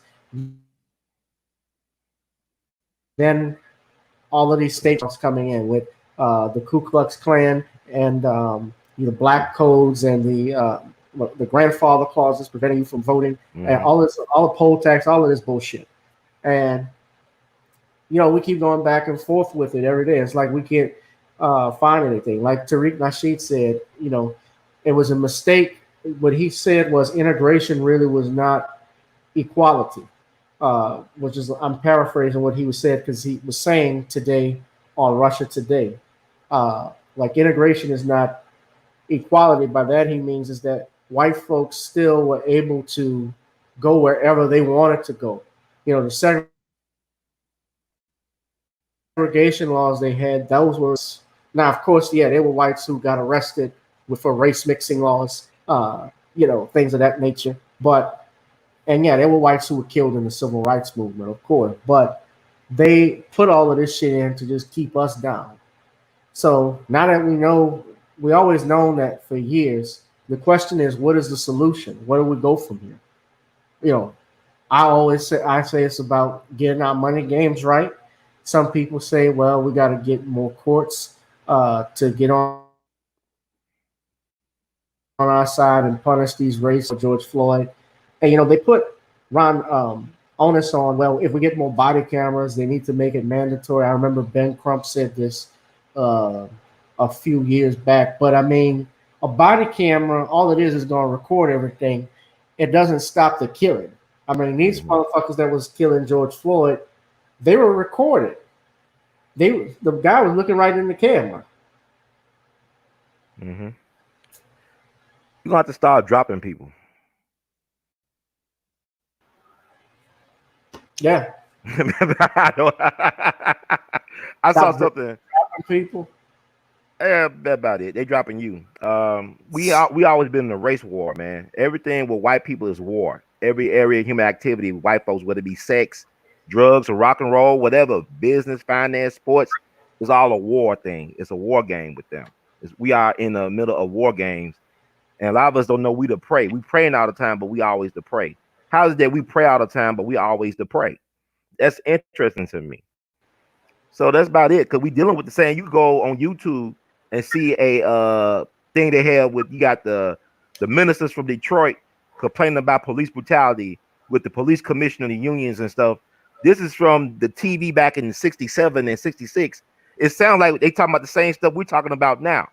Yeah. So that means we made a mistake with this integration thing. It should have always been black first. Our greatest victories came early in the movement. The Montgomery bus boycott is a great example of one of our greatest victories, when you had black folks dealing with black folks for 381 straight days on cold. People don't understand that before that happened, you had black women being raped by white bus drivers and police. If you even go back to the Reese Taylor rape on September 3rd, 1944, down in Alabama, you had this beautiful sister getting raped coming home from church service by 6 to 7 white men. They confessed they did it, but nobody ever held them accountable legally. But you had Rosa Parks investigate that case, you know, from the NACP in Montgomery to investigate what happened to Reese Taylor, who just passed away a couple years ago, right before her 100th birthday. She had to deal with that pain where they destroyed her womb. She's a young mother. They destroyed her womb so bad that she couldn't have no more kids. And then to lose that child years later in a horrible car accident. I don't know what pain she was in and tragedy she had to deal with for decades of her life. So they even kind of painted like she was a prostitute, but she had a married man at home. She lived at home with her dad and her mom. So this is what we're dealing with. Well, we don't understand the backstories to the story. So the Montgomery bus boycott was successful because you had black businesses, you had World War II and Green War veterans protecting the sisters, supporting the jitney, the black cabs and whatnot. So we was able to do something where they had to reckon with us. Now they wanted to sell the bus company to the black folks, and Dr. King said, "Nah." You had people like S.B. Fuller, who was the wealthiest black man in America, and you had A.G. Gaston, who was a black millionaire and philanthropist down in Alabama. They told Dr. King they want to sell us the bus company. Dr. King said, "I don't think we should sell. We had a moral victory." The last speech he did in Memphis, he talking about black business, black owned, black nationalism. I love it. Black insurance companies boycott Wonder Bread and Coca-Cola. So Dr. King, it was never a businessman. He was a moral leader, whatever, but he wasn't that guy. And he realized towards the end that he made a mistake. That they would focus on integration and being with white folks instead of getting our own stuff together. Well, it was too late for him. Well, he said he feared that he just people into a burning house when it came to integration. And then what he also said was, before he died, he actually talked about reparations. And I actually was going to find that clip right here so everybody could see it if you look online. But I'm going to play it for y'all just a second so you can take a look at it. Anytime you talk about messing with their money is when they kill you. Well, yeah. Not integrating to no hamburger restaurant where they spilling your food with some Jim Crow spit. But when you actually talk about redistribution of the wealth, it's when they come for you. Right, and that's what got him killed. Yeah. So we suffer from a kind of spirit. Hold on, this is actually a short clip right here. I'm just trying to get it loaded. And I'm going to talk with you about, I'm going to talk about some other things. I know time may be pressing there. I mean, the way 2020 going, we don't know how much time we really have, don't we? It does when you got to get something to eat for me. Well, it's your show. Nah, bro, we're cool, man. At the very same time that America refused to give the Negro any land, through an act of Congress, our government was giving away millions of acres of land in the West and the Midwest, which meant that it was willing to undergird its white peasants from Europe with an economic floor. But not only did they give the land, they built land-grant colleges with government money to teach them how to farm. Not only that, they provided county agents to further their expertise in farming. Not only that, they provided low interest rates in order that they could mechanize their farm. Not only that, today many of these people are receiving millions of dollars in federal subsidies not to farm, and they are the very people telling the black man that he ought to lift himself by his own bootstraps.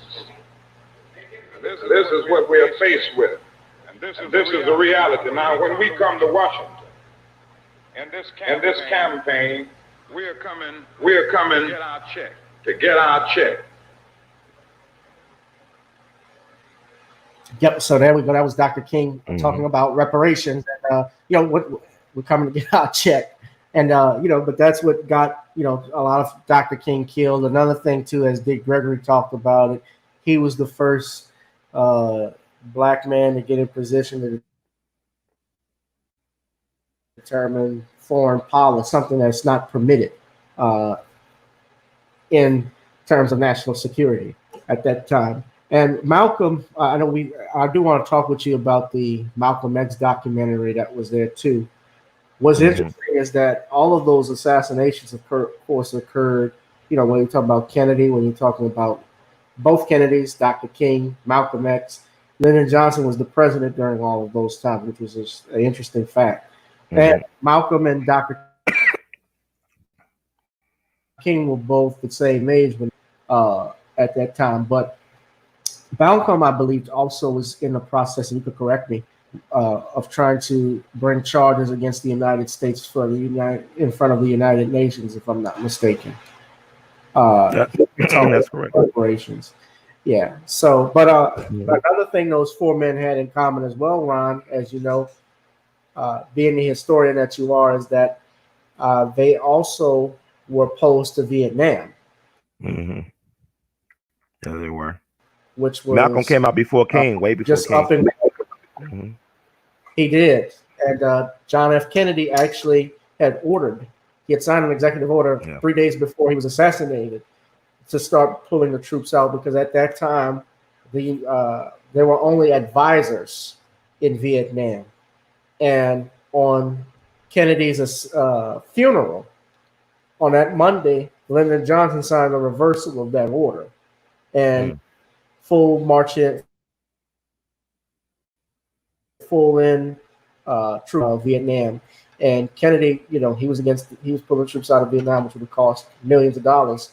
And Robert Kennedy, of course, was going to do the same thing. And I don't think it's a coincidence that Bobby Kennedy and Dr. King were assassinated exactly 2 months from each other. Yeah,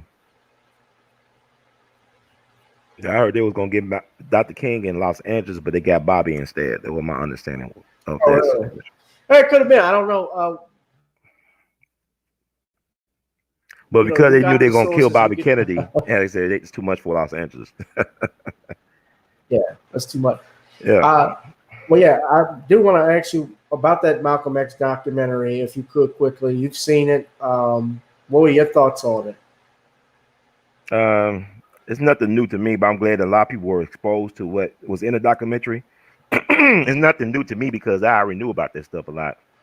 I interviewed Dr. Manny Marable before his book ever came out for an hour, and he ended up dying mysteriously, the weekend before his book officially came out.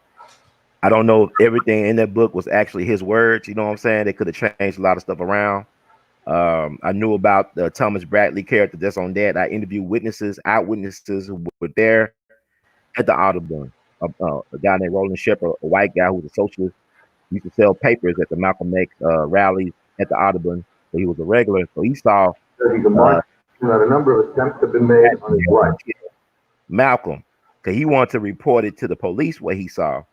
Then he saw that Bradley character, William Bradley, I think his name is, walking out the precinct smoking a cigarette. And the police said, "Oh, so what did you see?" He said, "I can't remember shit," and walked out. Yeah, the fix was in.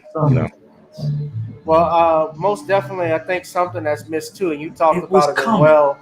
was that the CIA had rented out the Audubon Ballroom the week before Yeah, what Dick would say. Malcolm Dick was would say, assassinated.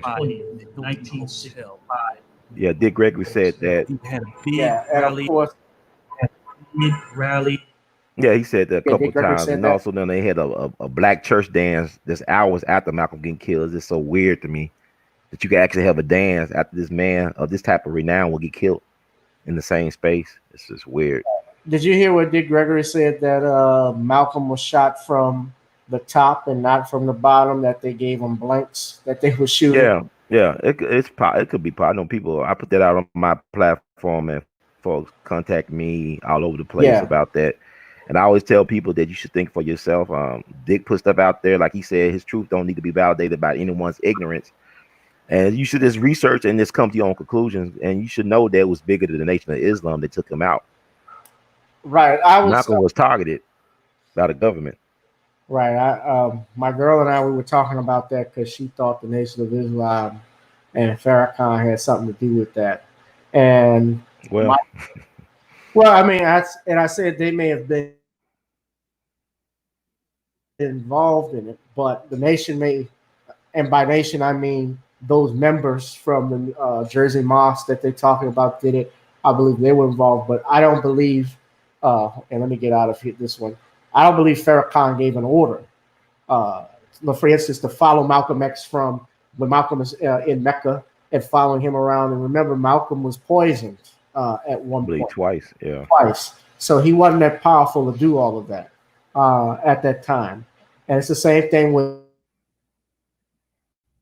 you got to think, he's just spider sense, man. Because it's like the same people. I want to talk about this too with Spike Lee, since he did Malcolm X and he did the Five Bloods documentary. Since we're talking about war, did you see the movie? Did you watch it? Yeah, I watched it. It was actually a brother from Memphis who's a renowned professor, was a consultant on that. Brother Arthur Flowers, I know he's a great, storyteller and hoodoo man. Probably the best black Vietnam, a good black Vietnam movie since Dead Presidents. I won't say it was better than Dead President, but I don't know. It kind of disappointed me. I ain't gonna lie to you. It disappointed. The storyline could have been a little bit tighter. What disappointed? I don't believe you could find buried treasure in this shallowness after 50 years of, it's like some weird stuff with how they found the treasure and the heavy-handed Black Lives Matter psyops at the end. I just, man, come on, Spike. When you own, but when you miss, you miss. Spike Lee is like, my favorite Spike Lee movies are the ones I didn't know he made, like Miracle at St. Anna. That was a great war movie. Miracle at St. Anna, set in World War II in Italy. You got like The Inside Man. That was a pretty good movie. It was missing some stuff. Yeah, but this one's like you got Netflix money. I did like the Five Bloods. I did think Delroy Lindo was great. It was great. I think spoiler alert. I love the mime scene where the brother is talking. Money is the root of all. That was from. He would have made a great. He would have made a great Jackie Wilson when he was younger. He would have made a hell of a Jackie Wilson. I would think. He's also an opera singer, from my understanding, brother. He's very talented. Jesus Christ Superstar. It's funny you mentioned Jackie Wilson. I've seen Jackie Wilson's son, who does shows of his father. And I think he didn't even know it was his dad, but he looks exactly like Jackie Wilson. He's been he's the father then. Yeah, well, I mean, hold on a second. Let me see if I can put that up. But this is his. Okay, hold on. I'm going to show it to you. But this is his son. So welcome back to Celebrity Radio. It's Alex Belfield talking to some of my favorite people and some of the world's biggest stars. We've got one for you today. Bobby, singer with a remarkable stage presence and voice. Of course, the son. Bobby, how are you? Bobby, how are you? Glad to be here. Glad to meet with you. Look like you. It's wonderful. Over the telephone via the UK, and it just turns out I'm in Vegas and you're in Vegas. This Vegas is home for me. What is it like being here? I mean, I come here for a month a year, and it is very intense. Do you live? Someone to care. What about Lisa? What about Vanessa? I'm not interested in that. But Jackie Wilson's favorite single was Al. That was his Who? favorite singer, Al Jolson, the jazz, the blackface, man. That was his Yeah. favorite singer. Yeah, I know who you're talking about. They should have beat Yeah, them. the first talkie man from the 20s, Al Jolson. Yeah, that was his favorite entertainer, Jackie Wilson. Right, but no, what I was saying with Spike Lee, and we're going to talk about this subject next. Spike, of course, a few months ago, I don't know if you recall, he blamed Bill Cosby for stealing his idea for recently, a few months ago, and which I think was impossible to do. I've had a screenwriting expert on here, Sean James. Shout out to him. We were talking about that for, Spike Lee was not even a known director at the time. School Days had come out, as well as A Different World. But I've always wondered what was that whole thing about, because remember when Spike Lee was making Malcolm X, he gave Spike Lee money because he ran out of funding because Warner Brothers pulled the budget from Spike Lee. So, what are your thoughts on it? I mean, there's such thing as an original idea. Ain't nothing new under the sun. So it's quite possible they could have had the same idea at the same time. But my thing is Cosby. He's a legend, regardless. Cosby has did a lot for the culture. Had put a lot of people on. So they have benefited. In front and behind the camera, man. Like his wife Camille, she represents the legacy well. She talks about that in her recent interview she have done about his contribution. And I always say this about Cosby. My thing is, you're gonna talk about the pound cake speech. Talk about what he did several years earlier when he was the first celebrity to boycott Cincinnati because of all the police brutality cases in Cincinnati back in the late 90s and the early 2000s. Bill Cosby was the first celebrity to boycott Cincinnati. That's several years before the so-called pound cake speech. And black folks need to get out their feelings about stuff. A lot of our leadership have compromised us as the people, our leaders. They have met with Planned Parenthood. Dr. King took a Margaret Sanger Award back in 1966 from Planned Parenthood. Dr. Du Bois, Mary McLeod Bethune, so many of our great esteemed elders and elders work with Planned Parenthood on the Negro Project. So look all that up. And that's why we got to be careful just about when we talk about taking out monuments, because even though we're not the ones asking for the monuments to be changed, and don't get me wrong, I in no way endorse a fucking Confederate statue, but it's symbolism. And if you take one down, you got to look at other people a certain way, because they tried to do a dry run on Dr. King a few months ago in some article where they were talking about him on a rape accusation. Right. And this comes from a white guy who made his money off of it. This comes from a white guy who made his career out there writing about Dr. King. I mean, won Pulitzers and stuff like that. I think his name is David Garrow. This is the guy's name. He was involved in the Malcolm X documentary on Netflix. So I'm very suspect of people like that. Right. Well, it's just like your boy Posner. I ain't really careful. He's a CIA guy. Most of them guys are CIA guys. Operation Mockingbird. They control the media. Right. Well, I mean, I heard Dan Rather was. They all CIA guys.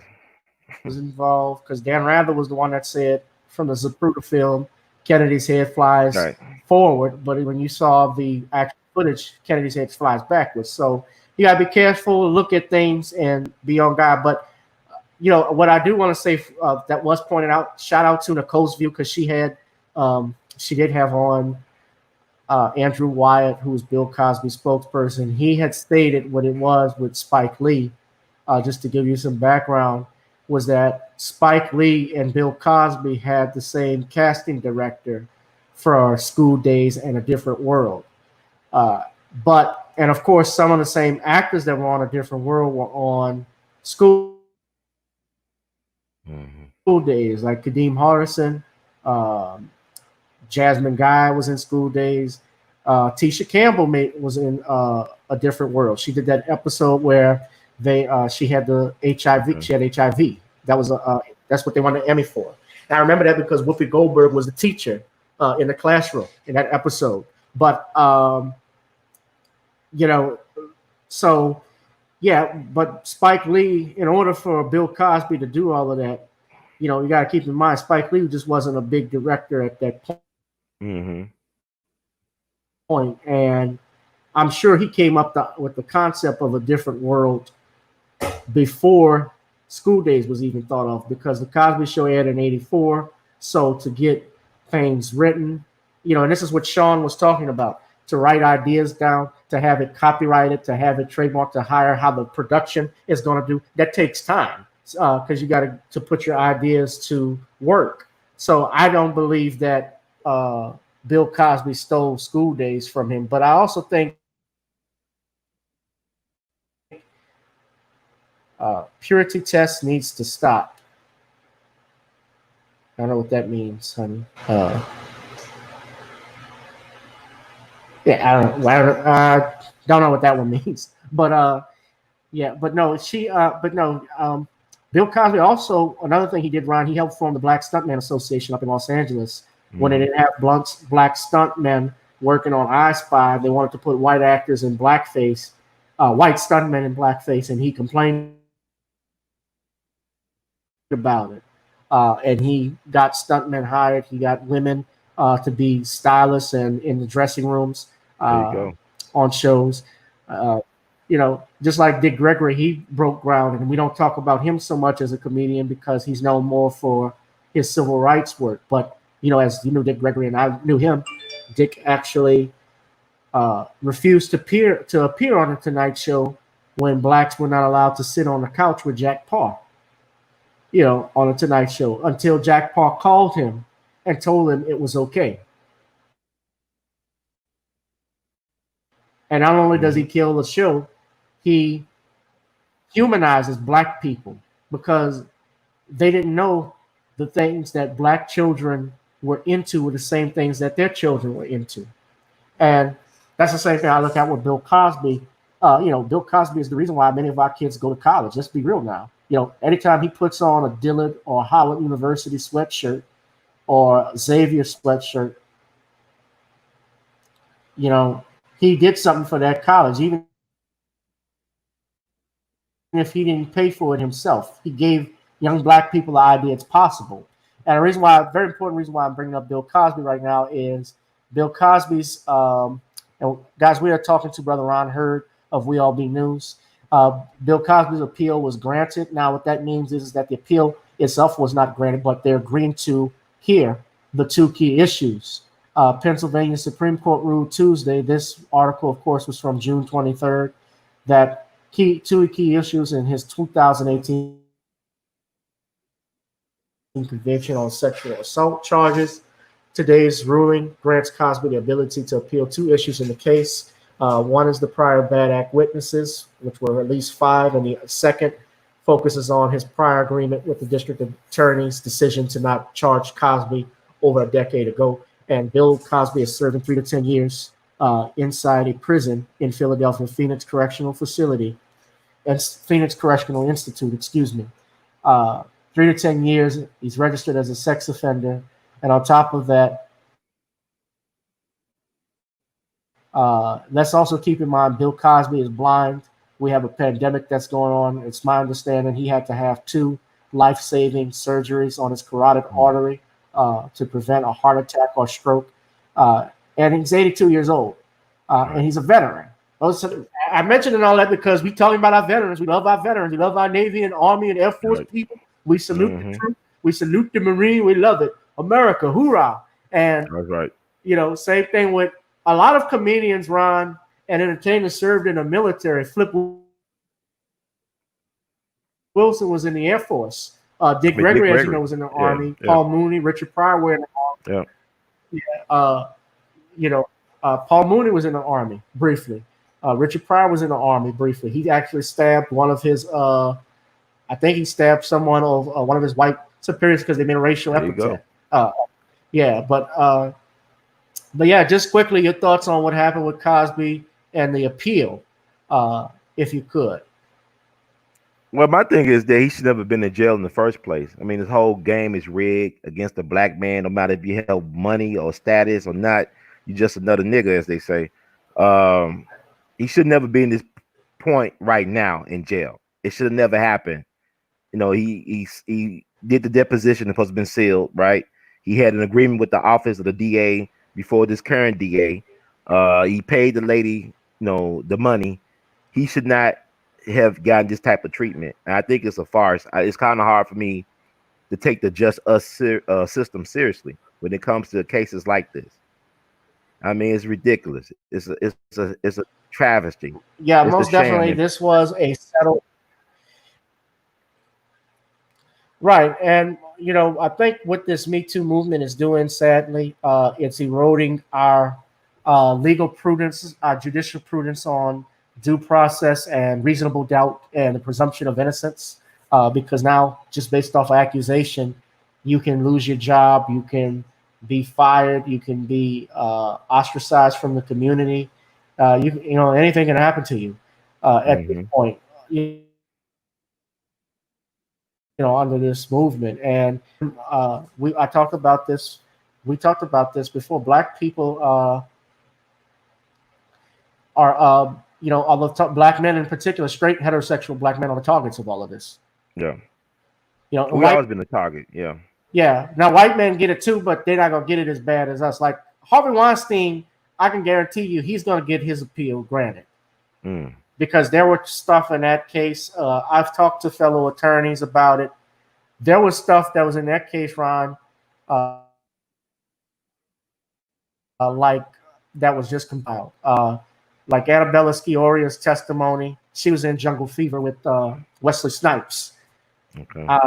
And her testimony did not make any sense. Like I was talking to my attorney friend from New York. Shout out to Andrew Jones. And he said it was just straight garbage. You know, you had the emails where supposedly he raped this woman, but then she's saying, "Hey, good big guy," and going to Oscar parties and so forth. So I said, and I'm not trying to put rape and so forth, but at some point, you know, if it happens once is one thing, but when you keep going back over and over and over again, you got to question that. You got to question that. And that happened with Cosby. I mean, I listened to one lady, one woman said it was going on for 4 years. Yeah, it's weird. Right. And Sinbad, these grown women, right? Grown women, no underage women. Well, grown women. There have been a couple that have been underage, like the underage at the Playboy from the 70s. That's the one Gloria Allred, I think, is handling.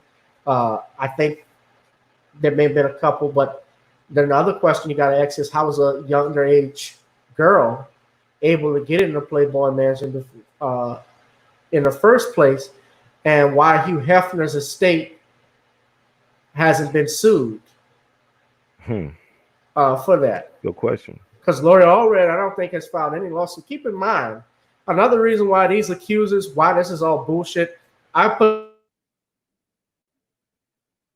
this aside just with one. The 5 bad act accusers all had, in some shape or form, a pecuniary interest in the case. Like Janice Dickerson had a lawsuit against Bill Cosby. So if she has a lawsuit against Cosby or any of the other women that are testifying, if they're represented by Gloria Allred, who's asking for Bill Cosby to pay $100 million back in August of 2014, and this is documented, then their testimony cannot be credible because they have a monetary interest in pursuing a conviction.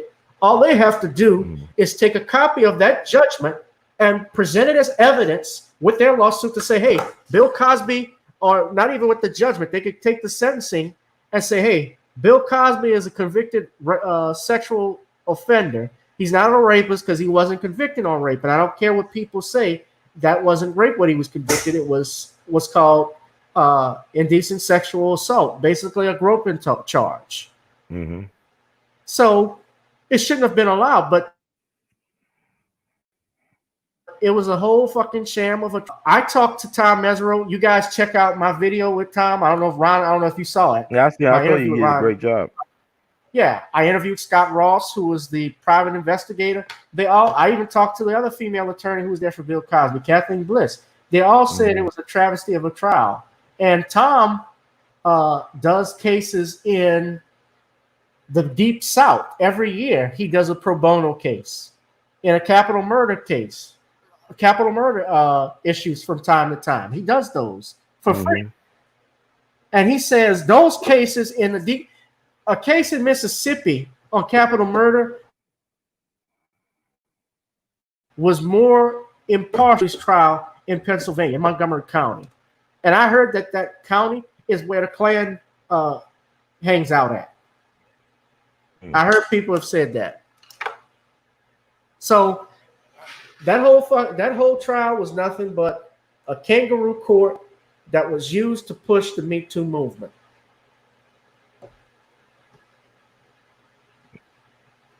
That makes sense. Yeah. Yeah. Just gotta be careful with it.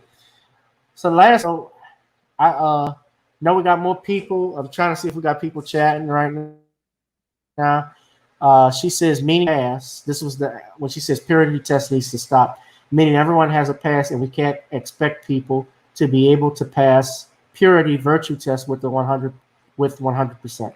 This is true. That is true. That is true, darling. Thank you, honey. Ajike Diembo. Ajike, what's up, baby? You are right about that. I think she was laughing at the thing I was saying about Cosby, about the 4-year thing. Yeah, that. I mean, and these women have been caught. Some of these women, these are. I'm gonna get in trouble if I say the words. Right. A lot of these are old dusty skanks. Let's just call it what it is. Yeah. That past their prime, especially. You know, the one lady that we just forced a blowjob on her on a Tonight Show. Now, no, I was not there. I don't know what happened, but just listening to it doesn't make sense because when you look at the record, well, she says Bill Cosby gave her a blowjob, forced a blowjob on her, but they were never on a Tonight Show from the beginning. There's no record of him being there at the same time with her. They appeared in the same year, but it was different times. She wasn't there yet. Now, she couldn't answer why the date was wrong. So you got to be careful when they give a specific date. It's the same thing when they said he licked her toes at the Playboy Mansion. Well, Bill Cosby wasn't even a guest at the Playboy Mansion at that time. So the information is out there, Ron. It's just a matter of us going to get it. Yeah. But people right now are too distracted with their own stuff going on with them right now with this COVID and all this other mess. There's a lot of distractions out there. So you should never went to court. That's the whole point. We shouldn't be talking about this right now. And I just don't know what it's going to take for a lot of us just to wake up and realize that there's no justice, just us. And it's on us to do something about us. I ain't gonna never forget when they executed Troy Davis down in Georgia. And I was looking at CNN. I was doing the show, and they showed the cops driving around doing donuts with the sirens blazing, and they congratulate, just hee-hawing. And you got the protesters, they peacefully protesting and singing "We Shall Overcome" and stuff like that. And we got to have a better response to that, to injustice. This man died under questionable circumstances because the person who probably said that Troy Davis did it probably actually killed the police officer. And he's the state's star witness, And you talked about Mississippi where they just released Curtis Flowers, who was on death row for almost 20-something years, I would say. Tried him about 6 times on the same circumstantial evidence. Yeah. I had a chance to cover that. I talked to his mom, talked to his lawyer. I talked to a lot of people. Went down to the Supreme Court appeal they had back in 2014 down in Jackson. But his mom told me something that was very interesting. So he was accused of killing his former boss, Bertha Tardy, and 3 other employees at the Tardy Furniture Center up in Winona, Mississippi. back in the summer of 1997, I believe. And the mom was told by the daughter of his former boss that we know that Curtis didn't do this, but somebody got to go down for the crime anyway. We know that he was not the one that killed my mom and those employees. Somebody got to pay the price. And luckily, he lived long enough to get out of jail this past December. You know, right? But I mean, there are a lot of black examples of black men that happens too. I remember your boy. He's Angela Bassett's husband. He played a character. Well, Courtney Vance. Courtney B. Vance. He played an actual, but it was a movie he was in back in 2002. It was set in Texas, and he was actually, and this guy was a veteran too. The man he played, of course, Courtney B. Vance played Johnny Cochran in the Old People versus O.J. Simpson stories. That's another different thing. But the movie he played in, it was a television film. It was called Whitewash, the Clarence Bradley story. That was it. Clarence Bradley was the black man that was wrongfully convicted of rape and murdering Cheryl D. Ferguson in 1981. Okay. And he died back in 2018. He was never able to get, any compensation for being on death row for 9 years. And also, what's interesting is after his release, even though he was freed he was free, and the Supreme Court actually had to get involved. He had further legal proceedings over child support payments that accrued over his time in prison. So he was in debt still, even though he had been in jail for 9 years. And I hate to laugh, but that's just how messed up our justice system is right now, where innocent man can, keep in mind, how's a child going to get money if he's going to be dead? If he's dead and he's on death, before that, he's on death row, he's not working. It's not a broken system, it's a break you system. They try to break your spirits. That's how it works. Right. Well, let me just play this video clip right quick before we get out of here, Ryan. I want to talk about this last. This is the March. This is a 1 minute 6 clip, 1 minute 6 second clip on the March in Stone Mountain, Georgia. I didn't know if anyone saw it, so we're going to take a look at it. Can anybody hear? Oh, hold on. Black power. Black love, black love, black love. It's Black Lesbians Matter.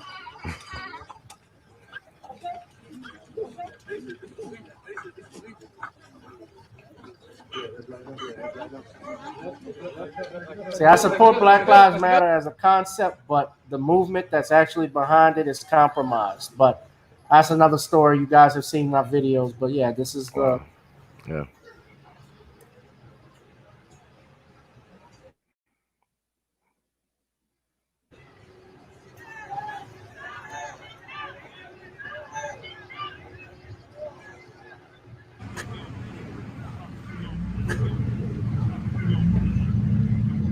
And this is Clan Country, Ron. Yeah, I'm familiar with Stone Mountain. I had it. That's Stone Mountain, Georgia. That is where they renewed the Ku Klux Klan, right on top of that mountain. Yep, you're familiar with it. And those were, I don't know the estimate. I'm trying to think of what was the estimate of the black people that were out there. They said 1,000. They said 1,000. It had to be probably more than that. Yeah, I'm just saying the fact that they'll say 1,000 in the mainstream media means it was more than that, probably. Easily. Right. Most definitely. And I'm just trying to get it. Yeah. The brother said, "We're in your house. Let's go." And you gotta remember this too. Here's my only thing with a revolution. Let me play this clip. I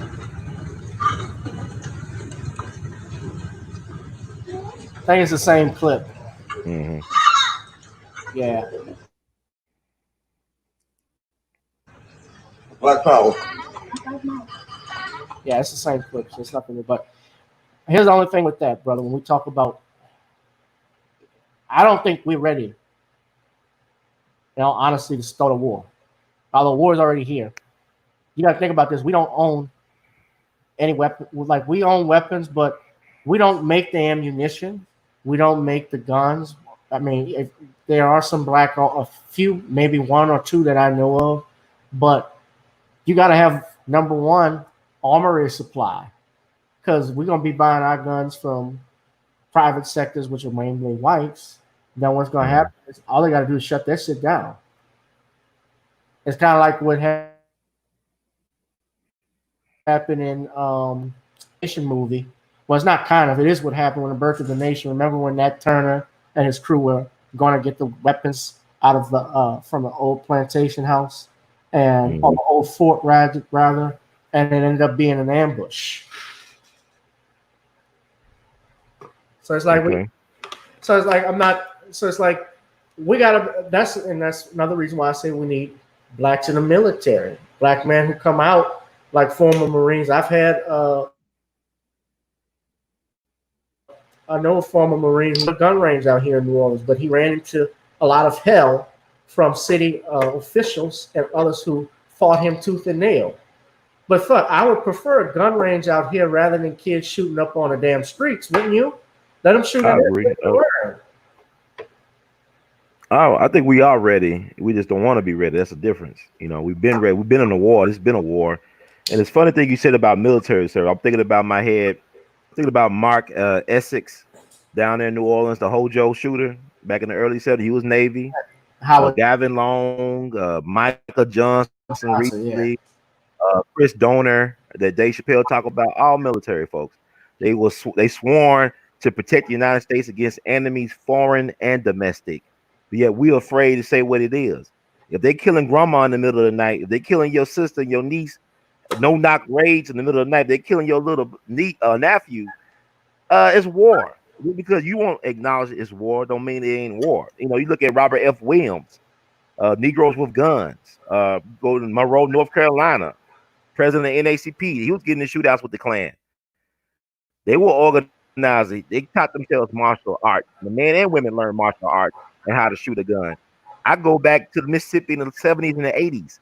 I just recently paid my respects to a sister whose father was a prominent civil rights leader in northern Mississippi back in the 70s and 80s. A guy named Alfred Skip Robinson, who got involved in the movement so he could kill the people that killed Emmett Till. But he had an epiphany. He said, my commitment must be bigger than just getting revenge. I must organize and arm the black community. This is a brother who back in the 70s and 80s was getting the shootouts with the Klan in Holly Springs, Mississippi, where he's from, the birthplace of Ida B. Wells Barnett, and also in Tupelo. And he was a prominent civil rights organizer during his time, covered by the black media, even covered by mainstream media. When you try to Google him up, you can't find hardly anything that this brother actually existed. He became a black Muslim in the 80s. He met the Honorable Mr. Farrakhan, as y'all call him, down in Mountain Bayou, Mississippi. And he became one of his ministers at the mosque in Holly Springs, Mississippi. Now, the brother died in the questionable circumstances back in December, I want to say December 12th, 1986 on Highway 78. He allegedly ran into the back of the 18-wheeler, supposedly.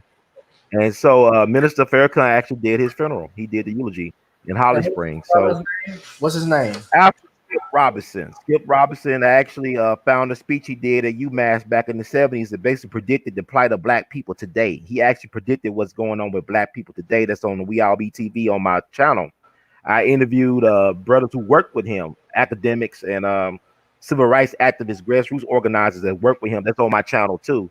So I actually put out information on Alfred Skip Robinson because I found out about Alfred Skip Robinson when I went down to the Ida B. Wells Museum back in, I want to say, the summer of 2011, around the time of her birthday celebration, because every year her family comes down to Holly Springs around July 16th to honor her. And so this brother was telling me about this amazing story about this black man that sounded like a black superhero. I said, this guy actually took on the Klan. And I talked to his son last week. They said how they was getting blocked in by the Klan on the highway. Like he actually was driving the car. His father and some of his colleagues were sleeping in the back of the truck. And they had the Klan come on the left side, the right side, the front, and the back. You had Klansmen coming from the forest with tiki torches, whatever. They had guns front. Then Alfred and his people came out the truck and started shooting up in the air, and the Klan slowly backed off. And it was like old Moses part the Red Sea type of thing. They all backed down, let them run done before. It's been done before, but it's just if you're talking about. I mean, right now. I mean, listen. This is the point that I'm making. I've seen videos where white people are taking their children to the shooting range practically every day, learning how to shoot guns and learning and doing tactical training. We don't do that stuff. We're starting to get into it. There are people that are starting to get into it and go more. Like me personally, I'm starting to go to the gun range. Ever since I got my concealed carry permit, I go to the gun range as often as I'm going to it often, to learn to shoot better and so forth. And practice makes perfect. But a lot of us don't do that. So, and in order to, when you talk about war, you also got to be a strategist too, and know how things would work and what stuff wouldn't work. At this point, a lot of people have lost faith in the justice system. Understandably, I do think we need, like you've even said, blacks to serve on juries more, at least be registered. If you're going to register to vote, that's the main reason why you should. Yeah. Although, yeah, they'll kick black people. Yeah, they kick black people off juries. They do it all the time. But still, try and get on a jury pool and serve in jury duty. Don't try to avoid it when it comes to you. But like what happened with this DA Paul Howard we talked about out in Georgia, on my podcast, only on Anchor. I talked about the work he was doing, and we need to be supportive of a guy like that. If he's going to if he's actually going to prosecute people, and yeah, maybe he's doing it because it's a campaign year. Although I don't believe that. I think legitimately what we saw with Rayshard Brooks, this brother, like there was no justification for it. Even though he may have been drunk, yes, he had a stun gun in his hand, which is not a deadly weapon under Georgia law. So, let's not forget also a few years back when that little girl was shot in her sleep while she was sleeping at 7 years old. Detroit. Up in Detroit, yeah. Mm-hmm. Like, I don't know if I was the girl's father, you probably wouldn't hear him. Like it's going to have to get to that point. I don't see how it's going to ever change. Y'all keep on talking about this justice system. It's just us. Them guys, if people really was about that life, don't catch we not have one day in court they did that to Ahmaud Arbery. Yeah, they would not be able to step in one day. The people who killed Kendrick Johnson, y'all keep on begging them petitions. The FBI. The FBI used to kill civil rights workers back in the day. The FBI is the damn Klan. So don't tell me about, they infiltrated police. They always been police, the Klan. So what I'm saying is we're not going to be taking, you don't need everybody to be a strategist. Most people are followers anyway. You just need a small group of people to strategize. People just want to be a part of something. I don't know, there's no problem with their gun parade on 4th of July weekend. You need a show of force. You need to let them know that there's people out there that got that get back. Yeah, they got that get back. If they can do it, we can do it. I don't have a problem with it either, but I do know how. But you also know how this devil works. You also know what's going to happen next. That you showed your force and showed you your speak hand. Their language. You talk the language they speak. Yeah, but the government comes in and shoots up your house and stuff like they do with. It happens. It's going to keep on happening. I don't know. They elders told me that the planes that dropped the bombs on Wall Street, Black Wall Street, was black owned. Yeah, they took your planes and used it against you. So I mean, I just can't. I can't justify stuff keep on happening. Like Malcolm X should not be relevant in 2020. You understand what I'm saying? What he said in 62 or 60 should not stand today, like it's the law. It shouldn't be relevant. Doesn't mean we're not doing anything. All we doing reacting. We want white folks to love us. We don't even love ourselves. We can't forgive one another, let alone you talking about some white folks loving you. What I'm saying is all that is just excuses, man. Like, they killing you anyway. They lynch black men in full uniform.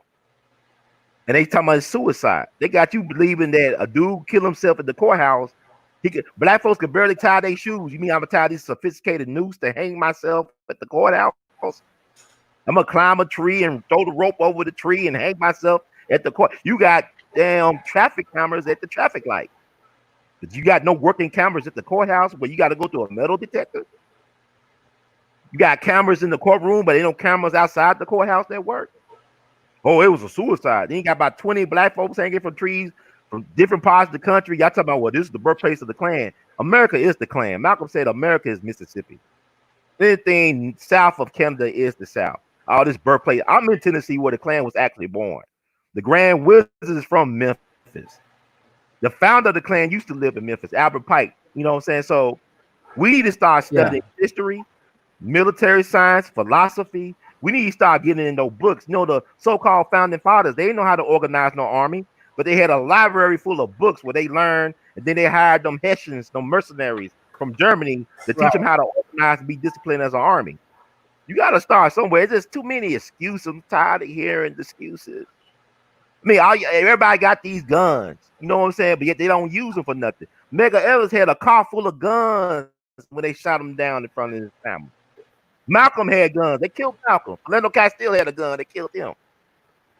You know, it's good to parade and walk around, but, you know, when is the right time to get engaged, man? There ain't no such thing as the right time to do anything. Well, you know, interesting enough, when you talk about war, the United States actually had more, the Allies actually had more casualties than the Germans. Even in the American Revolution, even in the Civil War, I was just looking at it, we had more deaths than the other sides. So how did we end up winning? How did the United States end up winning? Was that they put enough pressure on them.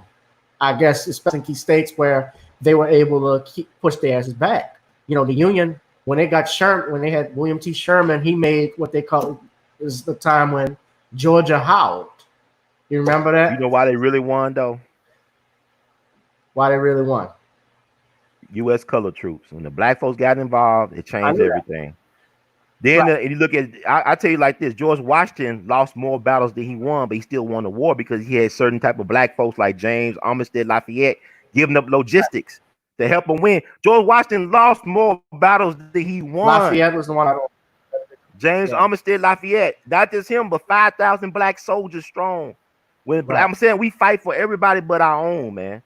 Right. What's good of me to fight for you in a foreign land? You come back and you kill my grandma via a no-knock raid, and I just fought to protect this country. Then I come back to folks that you call enemy over there. They my employer. They run my corner store. But yeah, you talking about I'm the one confused and crazy. That's insanity, man. We got to stop making excuses for this. Robert Smalls was Civil War. Oh yeah, South Carolina. Boy.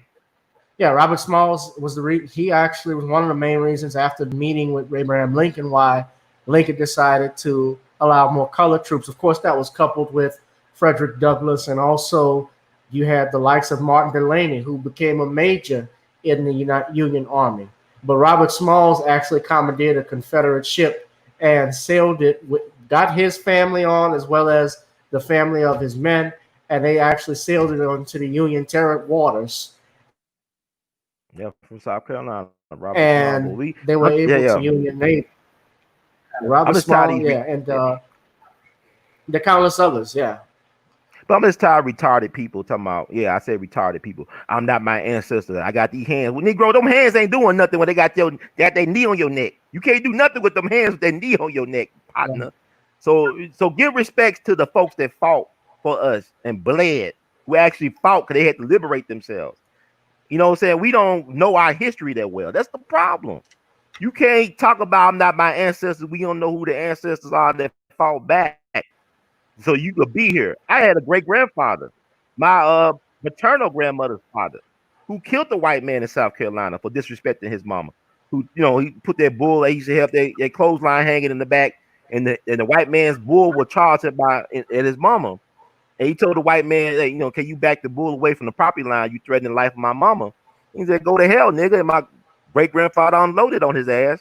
Had to leave South Carolina, went to the middle of the country, found his my great grandmother in Joplin, Missouri, moved to Kansas City, Kansas, one of the first black folks to own all type of businesses, land in Kansas City, Kansas. Had about 10 kids in his 50s and 60s. With my grandma being the last and die, getting ready for church during the Great Depression in his 70s. So what I'm saying is, if he didn't do what he did, I wouldn't be here. Well, my family, my grandfather, and I'll just say this is my last thing. My grandfather worked after World War II, he worked for the United States Postal Service for over 20 years. The main post office is still there off of Loyola Avenue. And as he used the bathroom so bad, it was segregated. He ended up going into the white bathroom. So as he's at the urinal, a white man comes in and says, "Boy, I think you're in the wrong restroom." My grandfather looked at him, didn't say anything. And he kept calling for him. "Hey, man, you're in the wrong restroom, boy." Didn't say nothing. Put his hands on my grandfather, says, "Nigga." And before he could finish, my grandfather grabs him by the neck, pulls out his pocket knife, and says, "Next time you ever put your hands on me, they're going to find your fucking head floating in the urinal." On the toilet. Those are the stories that he be told. At that point on, blacks from and they shared it. So yeah, you gotta just be tough with it. So we say we're not our ancestors. We're not. Our ancestors actually had more balls than some of us do. Yeah. But brother Ron, why don't you give everybody your Cash App and tell them your next project if you got anything going on before we get out of here, man. I appreciate Brother Gavin, leading your platform to help amplify my message and also give black folks a place where they can actually think for themselves and, get excited about, standing up for what they believe is right and just. My Cash App is R2C2H2. You can follow me on YouTube, We All Be TV, Twitter at We All Be, Instagram at R2C2H2. I just put out on my channel our Juneteenth special to honor the righteous ancestors who lost their lives at the Fort Pillow massacre. We couldn't have our normal annual reflame tradition this year because of the COVID-19 stuff. So what we did was we laid the flowers on the graves of the righteous ancestors, the Memphis National Cemetery. These are almost nearly 300 black Union soldiers who were massacred by Nathan Bedford Forrest during the Fort Pillow massacre, April 12, 1864, and during the American Civil War. So we've been honoring them. We actually raised money to put up a $3,000 historic marker in front of the Memphis National Cemetery where 4,000 U.S. colored troops are buried.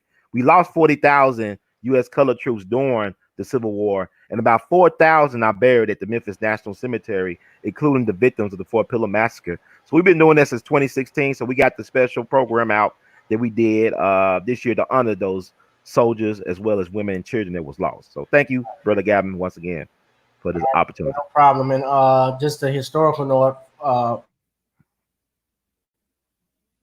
Nathan Bedford Forrest, Grand Wizard of the Ku Klux Klan. And I think in the movie Forrest Gump, they parodied, Tom Hanks played his character parody like he was descended from. Yeah, he was named after him. Forrest Gump was named after Nathan Bedford Forrest, right? Right. Memphis, a Memphian and a Democrat. Memphian Democrat. Oh, I didn't ask you about that, but we were talking about, I guess briefly, just your thoughts about Biden and Trump. Well, Biden is, where I frame Biden, his mentors, like the Eastlands and Stennis, the senators of Mississippi, they helped the Emmett Till killers get away. They helped kill Medgar Evers. They helped kill the 3 civil rights workers. And they helped terrorize so many black folks leaving Mississippi that the reason why Mississippi don't have any black governors or U.S. senators since Reconstruction is because the white terrorism state-sponsored program that was headed and financed by Joe Biden's mentors, James Eastland and John Stennis, Dixiecrat Democrats. Yeah, John Stennis, actually, there's a space station, the Space Buffer Zone in Mississippi is named after him. No. Me and my girlfriend, when we were a few weeks ago, I saw streets named after him right across from, and the interstate freeways named after him right across from Jeff Davis's house. So that's why I don't really get caught up in symbolism, because even those who you're gonna have a lot you're gonna have to take down, and who knows, eventually they may talk about taking Dr. King's holiday away. You know, it took down the Frederick Douglass statue not too long ago, or over this weekend, right? So it's coming. It's coming. Right. And I like it if they would take Dr. King away or Frederick Douglass, because those remember they had idiots that removed Ulysses Grant's statute. Ulysses Grant, as you know, was a Union general. Yep. And the Grant's tomb, black folks raised the money to build Grant's tomb in New York. Right. You know, I don't know. And has there ever been a president that you felt actually helped black people? That's a good question. I mean, maybe not. Maybe were not trying to help black people, but under Grant, he did help make sure the federal troops down in the South, you know, to help black folks out, and he won the Civil War. You know, and you know, it's funny with Grant. He was the only president to ever be arrested while president. You know, he actually was given a speeding ticket by a black police officer in D.C. named William T. West. Maybe he's related to Kanye. I don't know. But he gave him a speeding ticket for, I guess, you know, his horse and buggy going too fast. A real Mustang. You know what I'm saying? And Grant paid the ticket. He paid the ticket with no problem. Yeah. He paid the fine. Because he gave him a warning. Then he came back the next day speeding. And I got to do my job, Mr. President. Yeah. So I respect that. I don't think he's related to Kanye because Grant was Kanye's a Republican, so and Kanye's running for president. He's announced. Well, I think that's a good thing because let you know how much of a joke this thing is. Yeah, Kanye could actually win in maybe 4 years from now. Who knows? Well, no, I mean Trump did it; he could. But yeah, I mean, put your mind to it. And, you know, I mean, I just think people overstate how important being president is. The president is not the most important thing you can vote for. Be honest with you. You know, Dick Gregory got 9 million votes in Pennsylvania back in '68, allegedly, and they said it was a mistake. So I don't know. He might have won in '68. We never know. Right. He and Mark Lane ran on the Freedom's Party ticket, if I'm not mistaken. Yeah, but you go in the archives online, you can find where they said the state of Pennsylvania accidentally gave Dick Gregory 9 million votes. They reported on the New York Times. Said, we made a mistake. That's 68. Imagine what they're doing now in 2020 or 2016 or 2004 or 2000. Right. Well, I mean, we saw it already when they did it with George Bush and Al Gore. Florida was gorgeous, but they threw all of those ballots out and they gave it. The Supreme Court gave the election to George Bush, and it's the same Supreme Court. God awful decisions. You know, this is the same Supreme Court. You know, I've talked about this on previous channels. You know, Neil Gorbachev, who is Trump's Gorsuch. I'm sorry, I'm saying Gorbachev. No, Neil Gorsuch. Actually, he's not as conservative as a lot of people think. He's actually, if you look at his decisions, he leans more to the left than anything. Even Roberts has started to lean more to the left in his decision. But they, you know, we're being pushed into a permanent underclass, and people need to understand that. Immigrants, LGBTQ, have taken over the civil rights movement here in the United States. That was in the laws and privileges that were supposed to come from those bills that were supposed to benefit blacks are benefiting other groups. So now those other groups that come in, well, we don't need the blacks anymore, which is why I think a lot of us are seeing these police shootings. I think when Barack Obama was president, it was happening more because they knew that he wasn't going to do anything. He was powerless to really do something about that. I don't think he was powerless. I think he chose not you know, to and he chose.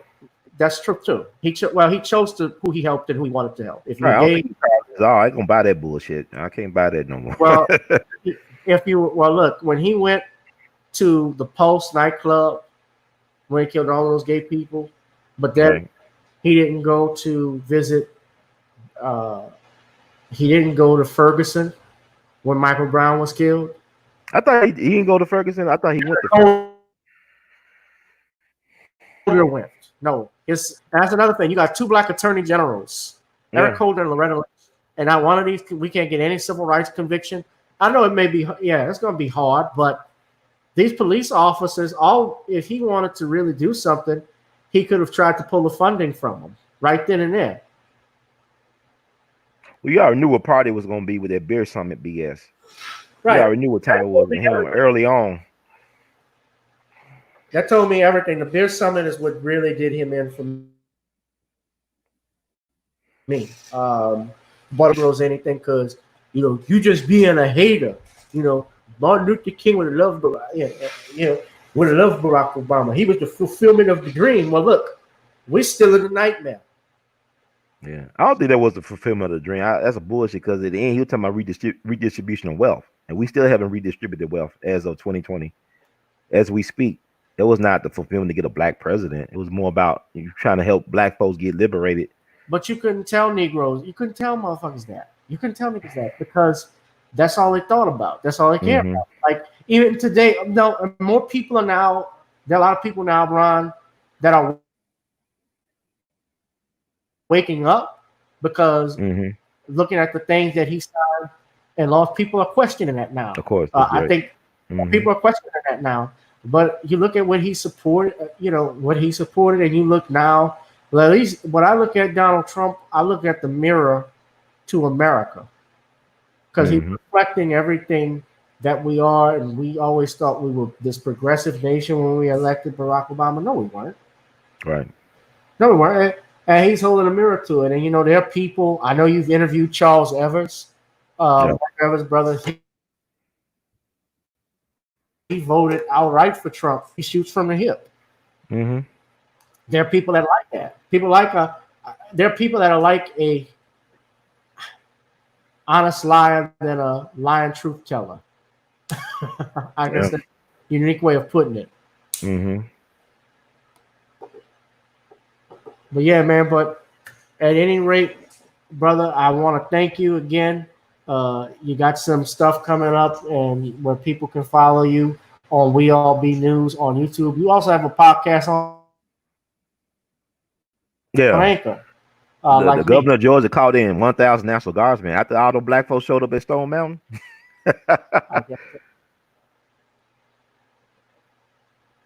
Yes, thank you, sister. I appreciate it. I wish I was wrong, actually. Oh my God, it's like a nightmare, man. Oh yeah, but keep on getting the truth out there, brother Gavin, man. I got to do a plug-in. If everybody, please, you see the ticker at the bottom, please donate to the channel. Gavin Reshaw Esquire or Google Pay, gmail.com. Y'all subscribe to this channel too, Gboot2786, and also subscribe to the Patreon that is described in the description box. And Brother Ron has a Patreon as well, which We All Be. We All Be. Check him out on YouTube. Support him as well for more content. So you got another video coming up? Well, I got several. Like I said, the 4 Pillow Juneteenth program I just put out. We did the Happy Birthday Judge Joe Brown video the other day. Judge Joe Brown birthday was July 5th. We also I uploaded. I'm about to make it out. I did a 3-hour interview with Malcolm X's nephew, Ronald Collins, who is the son of Malcolm X's big sister, Ella Collins, who basically was his benefactor, the one who funded his trip to Mecca, who she helped raise up in Roxbury, up in Boston. So I did a sit down with him on interview, not a sit down, but we talked on the phone for 3 hours, and I'm about to put that out sometime tonight or tomorrow. So be on the lookout for that. This will be interesting because we talked about the documentary, we talked about the Godfather of Harlem, we talked about a lot of things. What will Malcolm be thinking about in 2020? So it's going to be interesting. We all very would be. So some of you Negroes don't know how to fight. Yeah. Well, it should be relevant what he said in 65. What Malcolm said in 60 should not be relevant today when it comes to police brutality. It should have been solved. Yeah. Well, I think we have our elders to thank for that. But at any rate, guys, that is it for me. This has been another edition of Gavin Reshaw Presents here only on Gboot2786. We thank the Artivist. You should have been a wrestler with that name, the Artivist. Oh, it ain't too late. I still got some life in me. I mean, 40 is all about reinvention. Yeah. And GK about to say, "Oh, you're welcome. I wish it was different too," referring to you wish you were wrong. Oh yeah, I wish. Hey, we can make it different. We just gotta be willing to put our lives on the line for it. Put our lives on the line for what we want. We could get something. All right. Well, that is it, guys. You be blessed. Be safe. Thank you, Brother Ron. And we are out of here. Peace, guys. Good night. Good night.